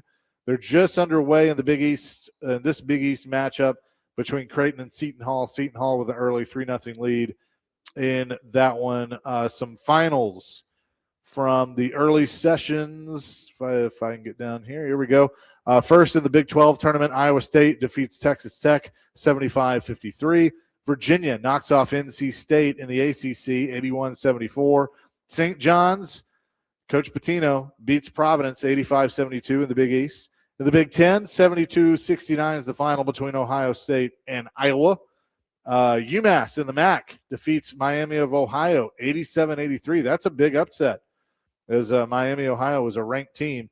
And then in the A-10, George Washington beats Fordham 66-62. So those are some conference scores as 2:20 to go, and Missouri has taken a 70-69 lead. How's our alumni, our university doing down in the Conference USA tournament down in Huntsville, Alabama? They will tip off. The men will tip off at 5:30 against Louisiana Tech. Let me see if I know the women win an hour. They've tipped off an hour ago. All right, hang on. I can get that for you if maybe. Just a moment. How you doing? Hey, how you guys doing, Dave?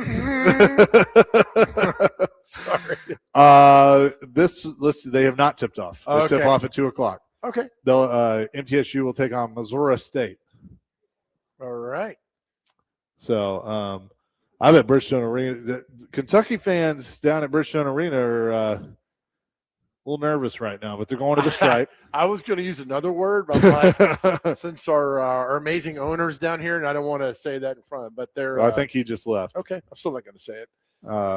So Puckered? Is that what you're there going we with? go. That's it. That's exactly it. What's going on? The Titans have made it official, and they have announced Wan'Dale Robinson out of Kentucky. That's a good as signing. a signing, and Mitch Trubisky as the backup quarterback out of Carolina.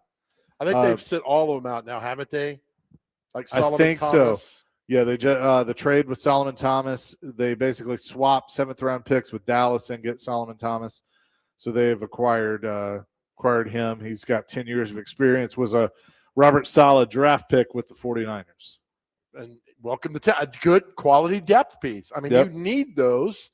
As you see guys get injured and everything throughout with a 17-game schedule, maybe going to an 18-game schedule, you need depth pieces on your football team. I think they've identified that. So don't come at us again with they've got guys he lost games with. No. Wan'Dale Robinson's a hell of a player. Jermaine Johnson's a hell of a player. They got some good players rolling in here. Now, can they do it on the field? Hopefully. We'll find out. Again, watching this SEC matchup, approaching a minute remaining, Kentucky takes a 3-point lead of 73-70 with a minute and change as a timeout's called over Missouri. Tigers will call a timeout, but just a very back and forth right now in the SEC tournament. Very good. Coming up next, the Metro Nashville Police Department, one of the proud sponsors for our live coverage downtown. They're having a big recruiting call that's going on. We'll talk to Officer James Vivrette coming up about if you want to join the force We have a lot of friends. Your best friend's an officer. My uncle was a motorcycle cop in town for 35 years. So we will talk about the efforts and what's going on with the Metro Nashville Police Department. We'll do that next. Chasing Big Joe, 102.5 The Game.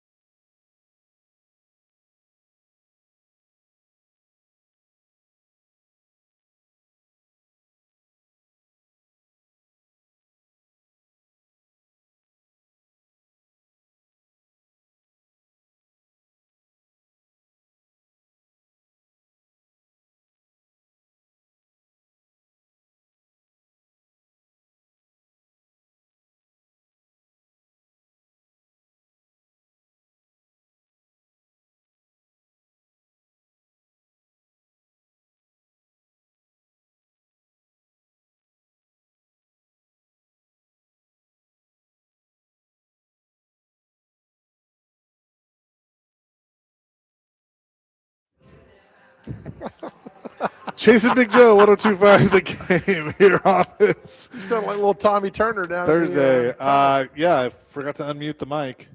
It's always good.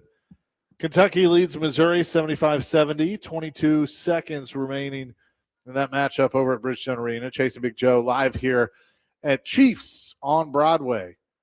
having a good time here on the 3rd floor. So come by and say hello. Timmy O'Toole. Where did I get Timmy Turner from? That fell down the tunnel. By the way, if you're just listening to the show, our love Chase and I are rabid Simpsons fans. So we always reference Simpsons somehow, some way. By the way, isn't they coming on there? I know they're 800 episodes, so they came out. They just hit that, yeah. 89 was the first full year on Fox. So yes, the Christmas of '89. So 37 years now, roughly. But they started on the Tracy Ullman show in '87. Yeah, and the graphic animation from then till now, something we put together. Oh yeah, I think the original drawings we did. I mean, it was pretty bad. But appreciate that. Yeah, you'll get used to it as the more you listen to the show, or you won't. So, they were reviewing something to see, I guess, who had possession. But this has been Kentucky's getting a test right now. They are. I think they're probably going to win, and we keep moving on and on and on. And so that's what they need. Some teams, like we talked with Joe earlier, some teams in the conference tournament need to play, right? They need to play and get the juices flowing. And Kentucky might be one of those teams. We talked about Vanderbilt in the double bye they're having to play tomorrow afternoon. I mean, they're going to come into that game cold, playing a team that has either played one game because they play the winner of the Tennessee-Auburn game. Tennessee will have one game under the belt, or Auburn will have 2 games under the belt. Sometimes emotion can take you all the way to the semifinals or to the finals. Sports fans, you remember in 1991 who the worst team in the SEC was? The Tennessee Volunteers were awful in 1991. The tournament was at Memorial Gymnasium. Remember, they ran the tournament all the way to that Sunday. I mean, Allen Houston was on fire. He couldn't miss a shot. I think Alabama beat them on Championship Sunday by like 25 or 30. But that team could get on a nice little run and make it their way through the tournament. So about an hour ago, the Titans, or I guess this was earlier today, the Titans tweeted tonight in the spotlight, and it was a silhouette of a football player, but you couldn't see the uniform or anything. I always click on the comments. Oh, no. New uniforms leaked. Here's my mock. Oh, that's terrible. Somebody did it like Microsoft Paint. That's all. I'm excited about tonight. I am too. I think it'll be cool. You're going to go over there, right? I have Pred, so yes. I won't be able to, unfortunately. I'll go over there and see what's going on, and especially if there is food. Food, yep. No, we understand that. They posted a video of Wandale Robinson saying he's excited to be with the Titans and reunited with Brian Dable, so they've made that official. Right. You know what's funny is, so the trades are now official. The Titans just 10 minutes ago tweeted out, says, we have agreed to a trade with the Dallas Cowboys. I'm like, oh, what is this trade? It was the Solomon Thomas trade that was announced last night. Yeah. That goes on. This trade, decipher this for me there, Chaser. Yes, sir. They got the Titans received Solomon Thomas and a 7th-round pick at 225. They gave up their 7th-round pick at 218. What's going on? Just a pick swap to take him. Yeah. Okay. Moved up 7 spots to see a 7th rounder that probably won't be on the football team when this team starts the season in September. You never know. But I know you're really excited about Tommy Townsend, the punter. So they've signed him. Who'd they cut? What the other punter that was here? Johnny Hecker. Hecker? Yeah. I mean, played for he was a good punter with us in St. Louis. He did say that. Heck did a good job. That's right. Punter, I don't care. Don't send me a press release that you signed a punter. Nobody cares. And don't tell me how punters win games, because they don't. They don't. You know what pickup I think is going to be Dodge Ram? Sneaky. Yeah. It's going to be sneaky good for them is that Jermaine Johnson trade. Absolutely. The more I read about that guy, like I like that guy. Yep. Wind him up. Go. Now, it doesn't solve all your pass rush needs. You still need to address that, but I'm all right with it. Is it better than Sebastian Joseph Day or Arden Key? I think so. Oh, heck yeah, it is, man. Well, and you have parted way. Basically, you had 2 players that I think needed a fresh start. Like Tavondre Sweat, I think, is a good player. I don't think he fits this scheme, and they've just decided that he wasn't going to work here. Mm-hmm. Jermaine Johnson, it was kind of the same thing. Right. Yeah. They're in in New York, and so they made that move. And then John Franklin Myers is a part of your upgrade too, as a interior offensive lineman that can get to the quarterback. 3 names, serial killer. He's going to go after everybody on defense. So I'm all about them. And there you go, Chaser. I'll let you be the one to be the announcement. Missouri will throw one up as the clock hits 0. Kentucky defeats Missouri 78-72 in the second round of the SEC tournament. And Kentucky will take on Florida tomorrow at noon. At Bridgestone Arena. So Kentucky continues to roll on, and the businesses in downtown Nashville say, hallelujah. Yes. Say, good Lord, they're here for another night. That's good. Good for them. Now, Tennessee and Auburn, 30 minutes after the conclusion of this game, so estimated tip-off at 2:25 Central Time today. Yeah, so it'll be somewhere around that, and obviously we'll keep you posted on that. Coming up next, we shift gear to some hockey as the Predators are in action tonight, and we'll take on the Vancouver Canucks, 1 point out of a playoff spot. Greg Wyshynski from ESPN will join the program. Coming up next, Chasing Big Joe live at Chiefs on Broadway, 102.5 The Game.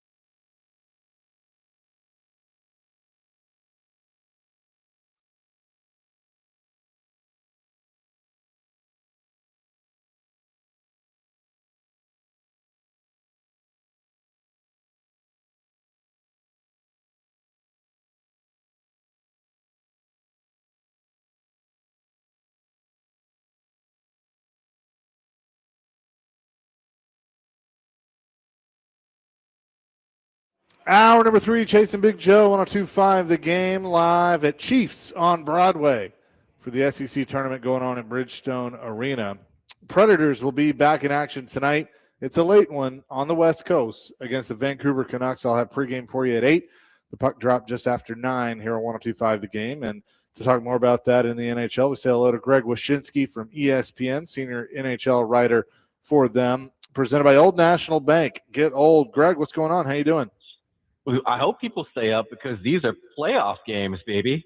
We are in the hunt again. It's according to Money Puck, a 28% chance the Predators make the playoffs.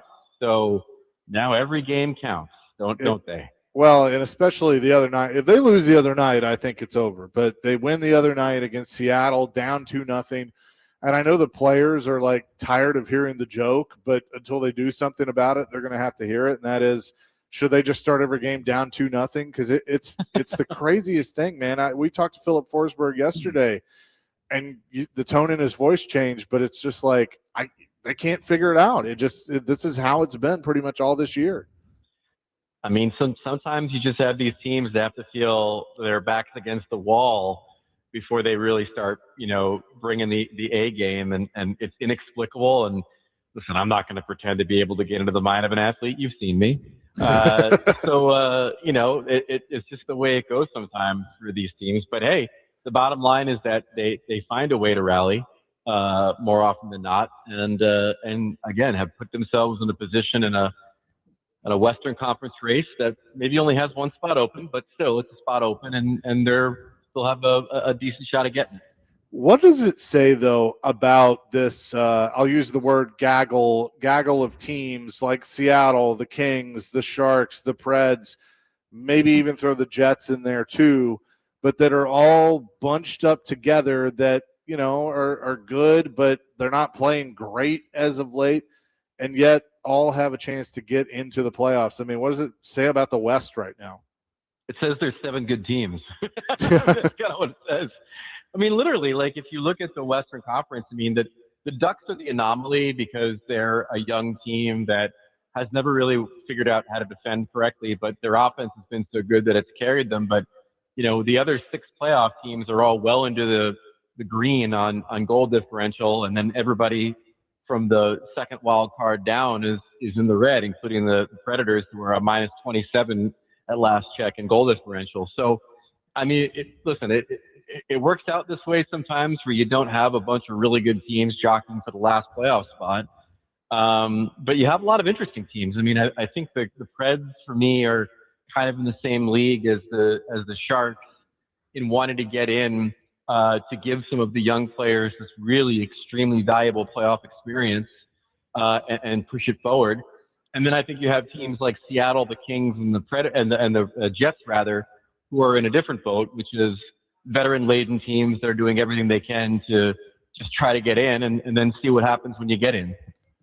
Greg Wyshynski is with us. But when you look at Colorado, Dallas, Minnesota, and I understand that Anaheim is 8-2-0 in their last 10 and has 75 points, I just feel like it's Colorado, Dallas, Minnesota, and then everybody else. And maybe Vegas gets something going, but I just feel like those 3 are the teams right now. That might be the case for the rest of the league. Yeah, right. It's entirely possible the 3 best teams in the league are all in the same division, and they're all going to have to play each other in the first 2 rounds of the playoffs. I happened to see just before I hopped on that Bill Guerin, the GM of the Minnesota Wild, kind of voiced some displeasure with the current playoff format, which if you're the Minnesota Wild, you're definitely feeling that way this season. But yeah, it's crazy to think, that's the way it's played out. And that's what's kind of made it really interesting in the Eastern Conference writ large, and then in the Western Conference and the Pacific Division, is this idea that there's opportunity. I mean, like you said, if you don't really believe that Anaheim is any good, that's got to be pretty encouraging if you're the Utah Mammoth and you know that there's a chance you're going to play them in the first round. And then in the Eastern Conference with Florida being out of the money playoff wise this year, it really does open the door for everybody, including the miracle Buffalo Sabres, who could go from breaking the longest playoff drought in the NHL to maybe even playing for the Cup this year based on what the rest of the conference looks like. Greg, we talked to Philip Forsberg yesterday about the new guys coming up and, how they're performing and better, are they nervous? And he's like, you know what? They probably they don't know not to be nervous, right? They're just out. They don't know any better. Get out there and play. And I asked that by saying, what if, our default is naturally the negative, right? Oh, the Preds traded away. They're done this year.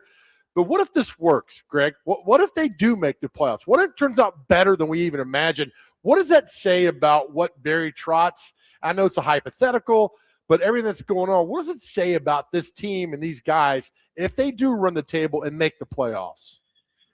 Well, I mean, there'll be a certain validation of the team that Barry put together, but I think overall, he can maybe pound his chest on the idea that, the reason that he managed the trade deadline the way in which he did is he felt that those young players needed to have some of those veteran guys around. Now, I wasn't exactly a fan of some of that thinking. I think if you have a chance to turn Eric Walla, for example, into some sort of an asset at the trade deadline, you pretty well should do it.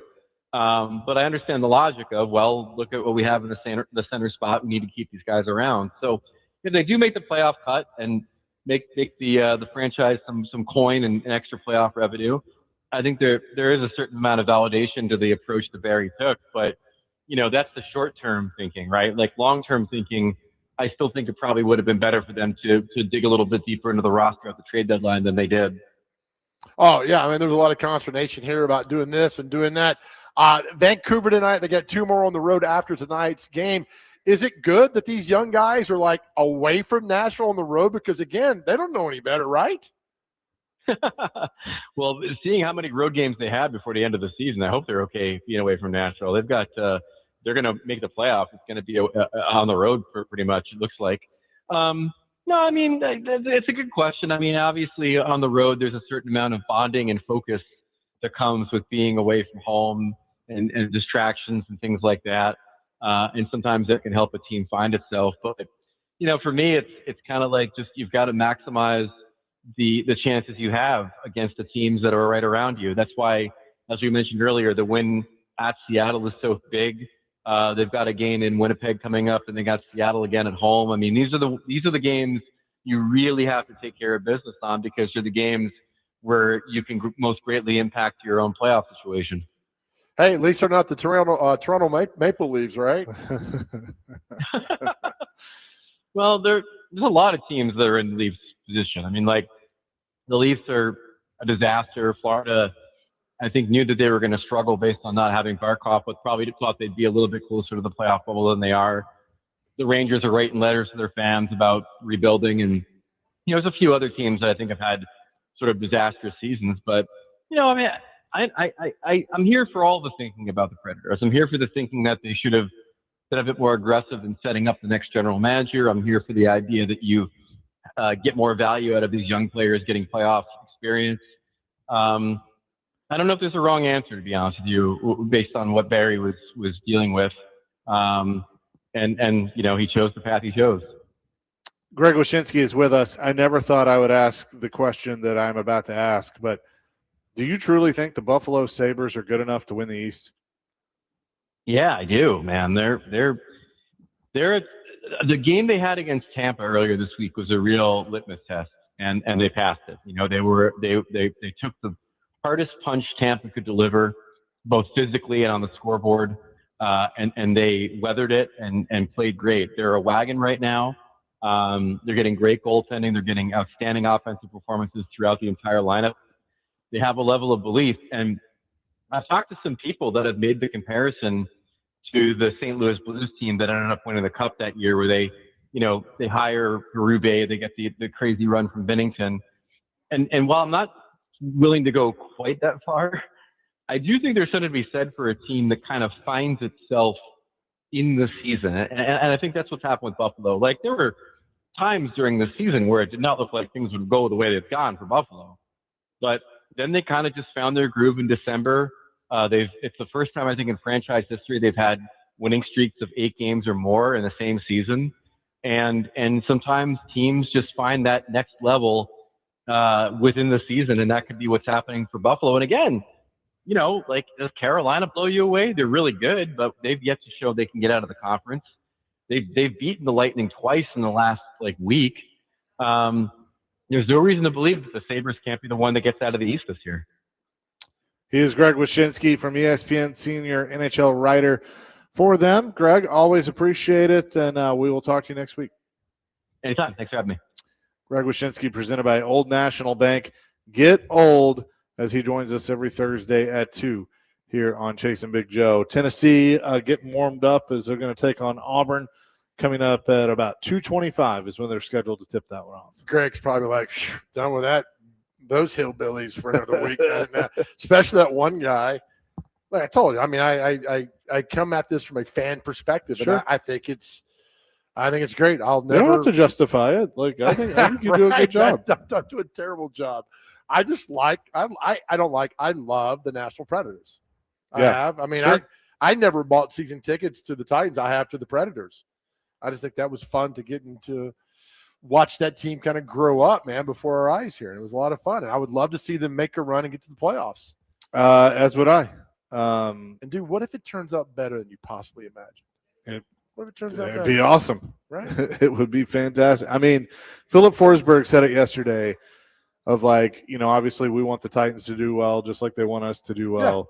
Yeah. And it's like immediately I go, what if they both just do something nobody expects and do something special this year? Like, that'd be fun. Every team catches fire. Why can't it be the Preds or the Titans that do that? But we'll see. Win tonight, knock off Vancouver, and then go. They're a point out, right? The playoff? Yep. Point out. It's crazy, man. So indeed they are. We'll come back with more here on hour number 3 live at Chiefs on Broadway. And again, want to remind you that all of our SEC basketball tournament coverage is presented by Thompson Machinery, City Auto of Murfreesboro. Visit cityautomitsubishi.com. Maple Street Biscuit Company, wake up to wow. Volunteer Hose and Gasket. Crown Royal, live generously, and life will treat you royally. And Metro Nashville Police Department, learn more at joinmnpd.com. Chasing Big Joe, 102.5 The Game.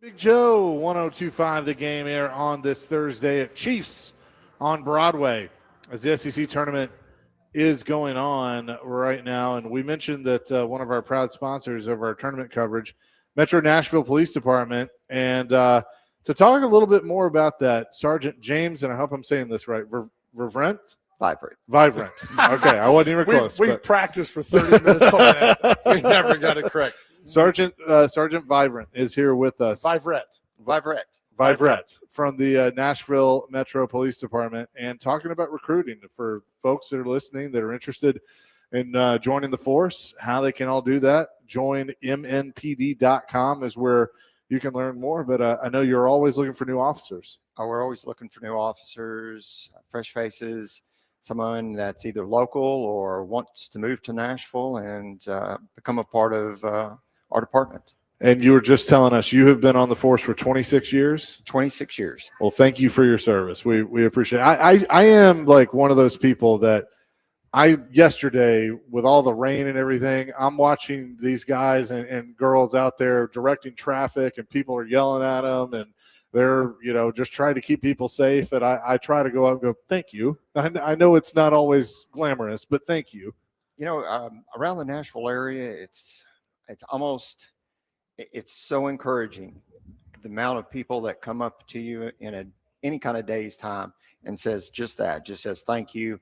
And it means, just for us, it means the world. Chase is trying to get out of a ticket. No, I'm not. He got it for texting. So we're not going to talk about it, sir, on the show. It happens after the show. What made you want to be an officer? I'm like most. I didn't start off wanting to be the police. There are some that it's a lifelong ambition or a family trait along that. I started off something completely different in school. Kind of was doing something or hearing something just like this. I was like, I'll go back to school, finish out a degree. And then I saw Metro Police now hiring. And I was like, hey, I can do that. Work midnights, go to school during the day. And 26 years later, there we are. Yeah, I love that. All right. So we talk about joining, if you'd be the police officer for Metro Nashville Police Department, and there are one of three ways, correct, that you can do this now that qualify? There is. You have to be a minimum of 21 years of age. You can qualify with a high school education and 3 years of work experience, honorable military service, or 60 credit hours of college with a 2.0 or better. Do you have to run the mile in 5 minutes? Because if so, I'm out.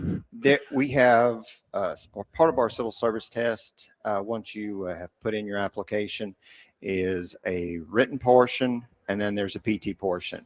And one of the 4 events is actually a 1.5 mile run that you have to do in 1717, which we are doing tonight, actually. Oh, nice. Okay. When you go through this process, like you may have somebody come in of like, hey, I want to be, on Vice, or I want to be traffic. I mean, do you find the right part, the right department for someone as you go through the whole process? That kind of is involved in you. When you come on to the department, you always might have wanted to do canine, SWAT, or something like that. Your ambition is the only thing that's holding you back. We have over 50 specialized units. So it's one of those, you find your niche and go for it. Yeah. What do you find to be the most popular, I guess, everybody want to be a detective? Like, how does it? A lot of the younger kids want to do forensics. They see a lot of that. They talk about, having the body farm, up in Knoxville and stuff like that. But honestly, probably canine and SWAT is always the hot topic and everything. And once you come on, there's a mandatory, I don't say mandatory, but generally a 3-year waiting period before you're allowed to apply to one of those special units. Right. But after that, sky's the limit. Sergeant James Vibrant. God dang it. I've already failed the test. If you put a little Southernese into it, Vibrant. Yeah, Vibrant. James There you Vibrant go. right there. There you go. Perfect. Are you hiring for a Facebook detective? Because if so, I'm your guy. We do have special detectives that deal with computers, whether it's fraud or anything along those lines, we do have specialized units for that. So, yeah, I mean, it's just not being an officer, hitting the streets, which is fine if you want to. But I think a lot of people now, because of the interest in, with cop shows and all this stuff that goes on, people are genuinely interested in what you do now. I want to be a part of this. It is, and it's very exciting, especially as a recruiter. You talk to people, young people looking for, that fresh start, or someone looking for a second career or anything like that. So it's always very exciting to, talk shop with them and to kind of explain some of the benefits, the pay, everything like that. I saw you guys put out an Instagram post not too long ago. I saw an officer that joined at 45 years old. Is that right? Did I see that wrong? I mean, is there a limit? No, I've got an age minimum, but I don't have an age maximum. Okay, so talk to me now, sir. I like this. Again, you got to be a minimum of 21 years of age. Got that covered before you start the academy. You can be 20 when you apply, but by the time the academy starts, you have to be 21. And then again, I have no age maximum. I've had people in their 60s apply. Love it. Now, so it just all depends. Again, it's up to you. I know people that have kept themselves, very astute mentally, physically. They can get out there and still hang with the kids. And so there you have it. JoinMNPD.com. Look, sir, I'd join the academy and become an officer just so I can go 3 doors down in my neighborhood and tell my very annoying neighbor to shut up and flash the badge. That's a reasoning on the force? That's not a reason. No, I would say no. Well, I'll say this. We do have a take-home car program. So, once you graduate the academy and a vehicle is available and assigned to you, you can drive that home. So with that comes some perks. Chief Drake would fire me in an hour. I would be harassing people like Chief Drake, but no, we don't need you. I was like, all right, I'm good. Yeah, Don Aaron would be giving statements on your behalf. So yeah, do you still, when you 26 years later today, put the uniform on, little butterfly, little? What I'm wearing right now is what I wear daily and is what I wore when I was patrolling. So I still wear exactly what I did, 26 years ago. I still enjoy it. I still enjoy putting on the uniform. I still enjoy getting out and helping people, and like I said earlier, we get those people that come up and say thank you to me all the time. Yeah. That's always that little recharge and everything else. So 26 years later, I'm still loving it and still enjoying it. I love it. Very cool. Again, joinmnpd.com is where you can go if you're interested, Sergeant. Thanks so much for doing this and being down here. Guys, thank you so much for having me. This is a pleasure. Chase, say his last name again. Vivret. Southernese now. A little Southern. Vivret? There you go. Yeah, there you go. You're the best. Thank you for everything. Thank you, Sergeant. We'll have more coming. Guys, Chasing Big Joe, 102.5 The Game.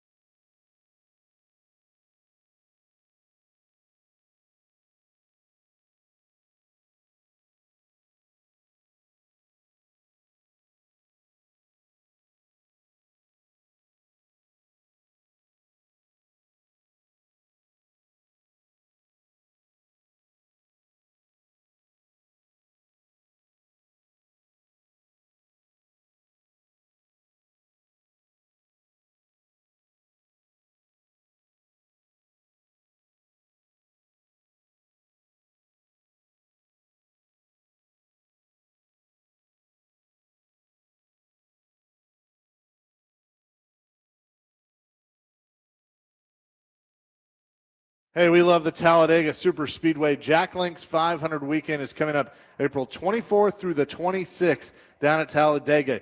Be sure to add the Talladega Garage Experience when you buy your tickets. It's the most immersive garage experience in NASCAR. You can view the garage. You can go to Victory Lane, get photos, Q&A sessions, so much more. Just visit TalladegaSuperspeedway.com or call 877-GO-TO-DEGA.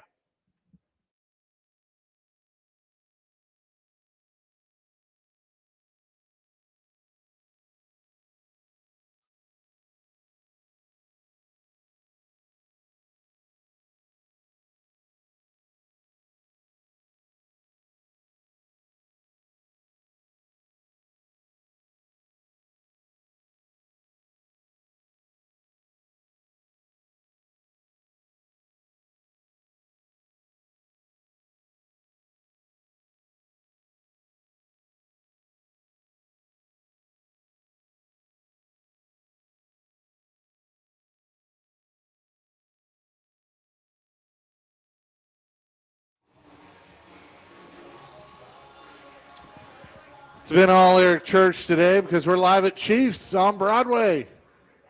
SEC tournament going on. Tennessee and Auburn have tipped off about 5 minutes in almost. Tennessee up 7-5 on the Auburn Tigers.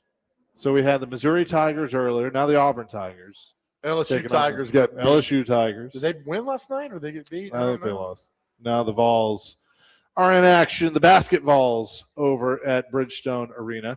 In fact, you know what, Dr. Crane? It might be time for another scoreboard update because we haven't done this in a few minutes. It is all driven by Toyota. I lost my thing. Lost your train of thought, buddy. It is driven by Toyota. Let's go places. And here's what we got right now. In the MAC, towards the end of this one, Toledo leads Bowling Green, 75-74, 24 seconds left. That one coming down to the wire. In the SWAC. Real quick, Miami of Ohio was beaten in the MAC tournament earlier today by UMass, 87-83. Miami of Ohio was 31-0. The fifth men's Division I program this century to go undefeated during the regular season. They got beat by UMass in the first game of the MAC. Yes, they did. That is interesting. Arizona up big on UCF, 22-8 in the Big 12 tournament in the first half. End of the first half, Wisconsin leading Washington 42-33 in the Big 10. Miami is up on Louisville, 32-30 in the first half in the ACC. I mentioned Tennessee and Auburn. Tennessee leads 7-6 early in that one. 10 seconds left in the MAC between Toledo and Bowling Green, and Toledo hits a free throw up 76-74. In the SWAC, Alabama A&M trails Texas Southern 47-45, 9:39 to go in the second half.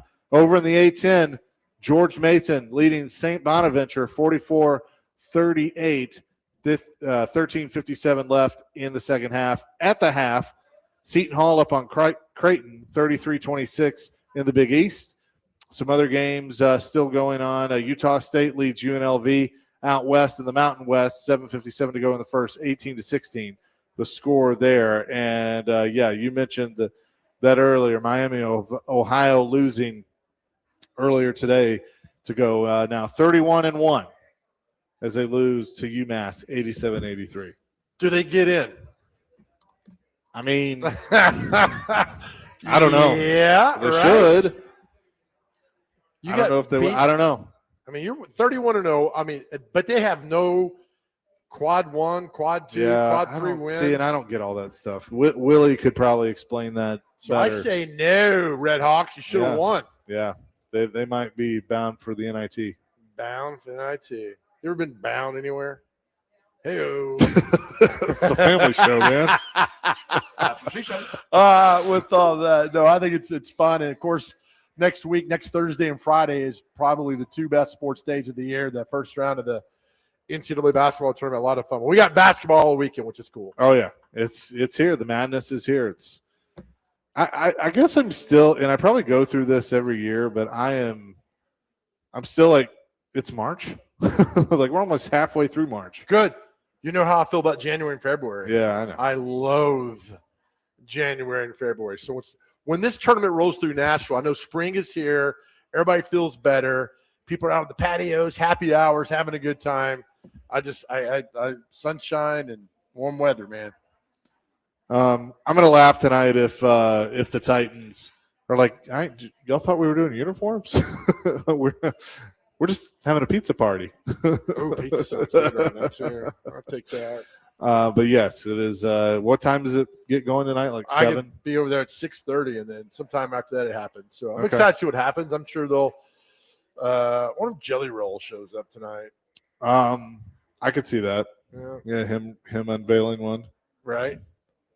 You just be honest. They're gonna have you wear one, aren't they? They have 75. Okay. Go out and do that. They'll be like, "Oh, look at this! Yeah. Brad Schmidt is going to be here tonight." And you're gonna walk out, and they're gonna be like, "This is not what our uniform is gonna look like at all." For all that goes on. Now it should be a fun night. You know what? It's a big day for Yeah. if you're for the NFL, for Tennessee Titans fans.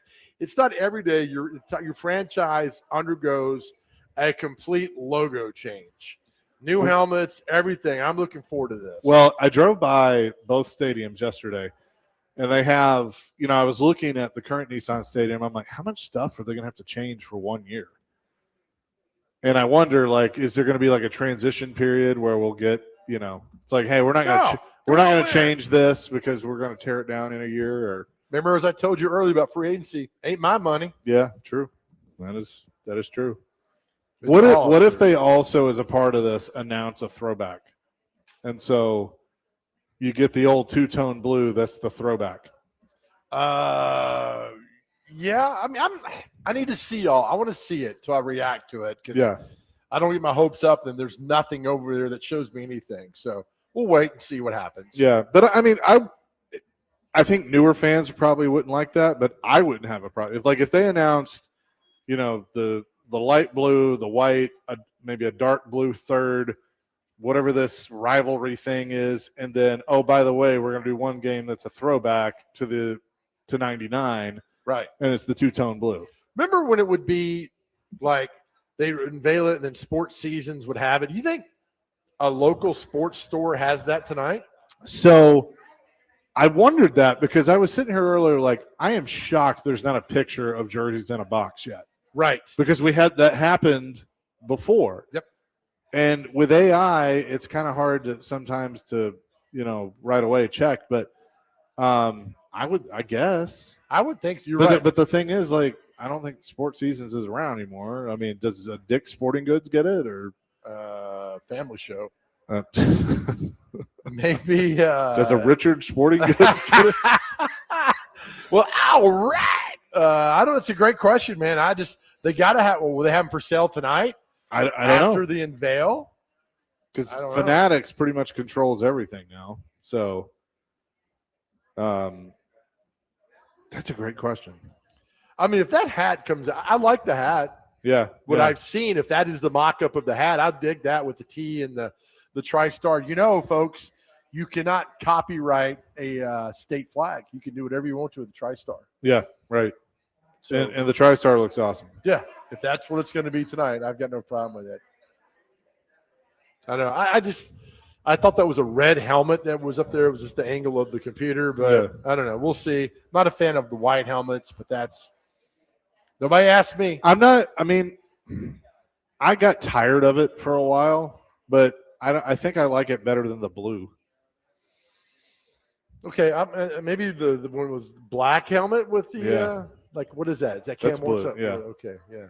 I don't know. We'll see tonight. We'll have all reactions. I mean, social media tonight will be flooded with all that. The baby blue does pop though. Just embrace. Bud wanted some of those older colors. Let him have them. And coming back. Right. So we'll see. We'll react to all of it tomorrow, and what may or may not happen. May or may not happen. Tennessee trails Auburn 10-7 as actually make that 12-7 over at the SEC tournament. 14 minutes and change left in the first half. So Tennessee trying to get into a rhythm and get things going. We heading over there after this? Yeah. Yeah. Yeah, I figured we would. By the way, they had steak yesterday from the media. It was room, good. So, You gonna bring your umbrella this time to get us in trouble, or yeah. you're gonna leave that? The lady yesterday was like, "Is this your 4th trip back up here?" And I was like, "I think it's my 6th, but thanks." In the second quarter, the Lady Blue Raiders trail Missouri State 33-21. So approaching halftime in the Conference USA quarterfinal in the women's tournament. And the men play at what time? 5:30. 5:30. And you can hear that on Totally Hits 93.3. Who are they playing tonight? They are playing I should know a this. team at a Conference USA. That probably has played them before. That they've probably seen before. It's on the Unathletic. You can go there and subscribe, and you can find out more about Louisiana Tech. Ah, yeah, Louisiana Tech. That's the Bulldogs. How dare you not know who? Sorry, Louisiana Tech. Yeah, I'm about to say the Raging Cajun. That's not them. Well, I almost said Missouri State, and I'm like, wait, no, that's who the women are playing. So I got confused there for a second, but. We will come back with everybody's favorite. What day is it? And celebrity birthdays. Again, we're live at Chiefs on Broadway for the SEC tournament here on 102.5 The Game.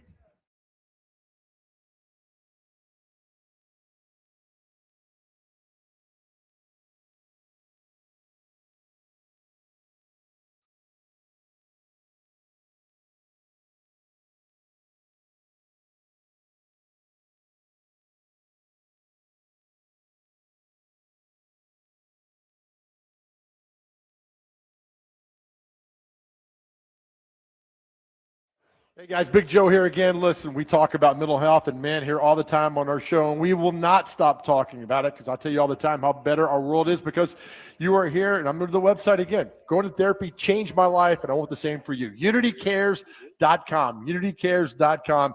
And one of the main things I hear from people is like, I don't know where to start. I don't know where to begin. I don't know who to talk to. They have you covered. They're based right here in Middle Tennessee. It's private. It's secure. It's confidential. They have telehealth. I don't need to know what you talk about. I just want you to go and talk this through. Listen, this is a journey you don't have to go through alone. UnityCares.com. It's there for you to walk you through every step along this path to get you back living the life you absolutely deserve. Remember, you are powerful. Please understand that, and UnityCares.com is going to tell you how powerful you are. Also, this is important. We talk about this all the time. If you have a loved one who's acting differently and you know they're going through something, talk to them, sit down with them, and go together to UnityCares.com, UnityCares.com, and start the journey together. Look, they are here for you to get you better and to get you well. That's the goal. We tell you all the time how much we love you guys. And it's okay. Some days you struggle. I understand that. There are some days aren't perfect for me, but I do know there are people in my life, thanks to UnityCares.com, who look after me and make sure that I'm on that right path. And I want that same for you. Again, UnityCares.com, UnityCares.com.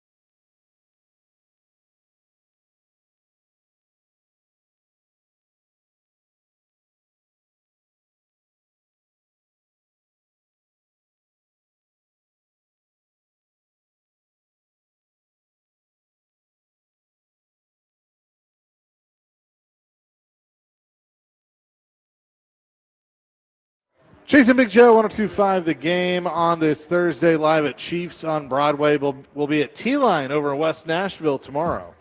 So T-Line, looking forward to that, and appreciate them for having us here today. It's been fun being out on Broadway the last couple of days. Joe loves being on Broadway. And let the authorities know that the Chase and Big Joe show will be making their way up Broadway to Bridgestone Arena to attend the next game. Where'd our sergeant go? We need an escort so we can get up there because the autograph seekers are trying to get the Big Joe. Right? I know. Just every time. So we'll take the secret tunnel up to Bridgestone Arena. Especially those that love what day is it and celebrity birthdays. By the way, Auburn leads Tennessee 18-11, 11-13 to go in the first half. Okay, first on the list is Girl Scout Day. So the Girl Scout cookie season is underway, I think, or it's wrapping up. It's been underway. Is it? Lord. National Baked Scallops Day. I'll pass. National Milky Way Day. National Alfred Hitchcock Day is today. Ooh, that's good. National Plant a Flower Day. We are in that spring season. National Working Moms Day. Shout out to the moms. World Day Against Cyber Censorship. So there's that. World Kidney Day. Make sure you drink your juices. And Popcorn Lovers Day is today. Do love some popcorn. Great job, Dr. Crane. Well done. Dr. Crane, what's your favorite Alfred Hitchcock movie? The one that you like. Yeah, you don't know, do you? What's the one with Cary Grant? He's getting chased. Oh, my goodness. I should know this movie. He's at Mount Rushmore. The Birds? No. It's not Dial In for Murder. Psycho is my favorite one. Well, I mean, that's a kind of an autobiography of you. So it's good. Wow. Thanks. All right, time for celebrity birthdays. Chase, you went first yesterday, so Dr. Crane, you go first today. Dr. Crane, I need you to get this birthday correct because this is my guy. Are you ready? Yes. How old is Dale Murphy? 63. Dale Murphy, who should be in the Hall of Fame, is 70 years old. 70 exactly. Thank you. Happy birthday to the Braves legend, the Murph. Chase McCabe, how old is Darryl Strawberry today? Darryl Strawberry. How old is Darryl Strawberry today? 64. 62. 64 exactly. Chase up 4-0. Dr. Crane, how old is Steve Levy from ESPN? Announcer, hockey guy, broadcaster, Steve Levy. 56. I'm going to say Levy's 60. 61. Chase is up 5-0. Chase, how old is former San Francisco 49er? Merton Hanks. 67. 72. 58.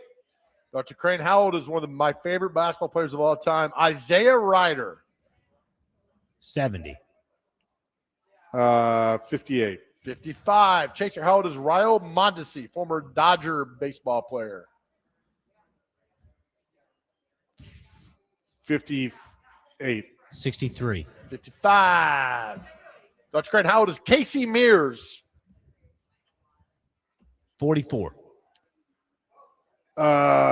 Casey Mears is 48.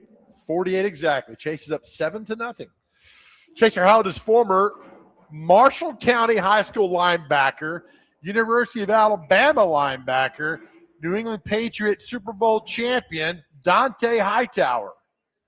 Dante Hightower is 40. 39. 36. Dr. Crane, you better get this one. How old is Liza Minnelli? 72. Liza Minnelli is 77. She's 80. Chaser, how old is James Taylor? Baby James. How old is James Taylor? 82. 79. 78. Dr. Crane's on the board. It's 7-1. Dr. Crane, how old is actor Aaron Eckhart from all 8,000 whatever is falling movies? 58. 52. 58 exactly. Wow, 7-3. All right, lightning round. Here we go. Chaser, Dr. Crane, how old is Marlon Jackson of the Jackson 5? 67. 71. 69, that's a push. Nice. Chaser, how old is actor Courtney B. Vance? I think he did Johnny Cochran in the Elvis. Not Elvis, good Lord. OJ. OJ. God. Courtney B. Vance. By the way, Derek Mason looking dapper today. I know. Very dapper. I'm going to say he's 68. 62. 66. Chaser's up 8-2. Dr. Crane, how old is? Oh, it was 8-3. 8-3. My bad. Yeah. You worried about over there. Dr. Crane, Hank Williams Sr.'s granddaughter, Holly Williams. Today's her birthday. How old is Holly Williams? 47. 57. 45. It's 8-4. Chaser, how old is actor Tyler Patrick Jones? He's in The Ghost Whisperer. He's very funny. Tyler Patrick Jones. 47. 51.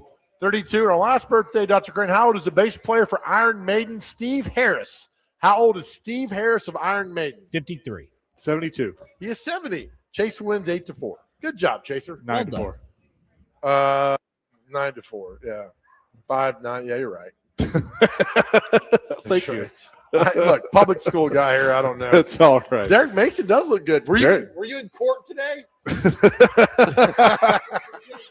Yeah. I was about to say, he looks like he's representing someone. Yeah, Derek Mason, attorney at law. Looking good. Our thanks to Chiefs on Broadway for having us. Do you take a retainer? I got $5 on me. I can pay for that. Listen, we love to have fun, man, and part of our journey is having fun. That's why we talk all the time about journey, you being with us. If you're going through something, I understand it. Quit comparing your journey to other people's journey. You are uniquely wonderful, fearfully made by God. You are beautiful. The blueprint for success is within you. Know that we love you. Please, I'm telling you, reach out if you need to talk any time of day. That's how much we love and think about you. Know that we love you. More importantly, more than anything else in this world, please know how much God loves you. The law offices of Vingen, Mason, and Donick are coming up next here on 102.5 The Game.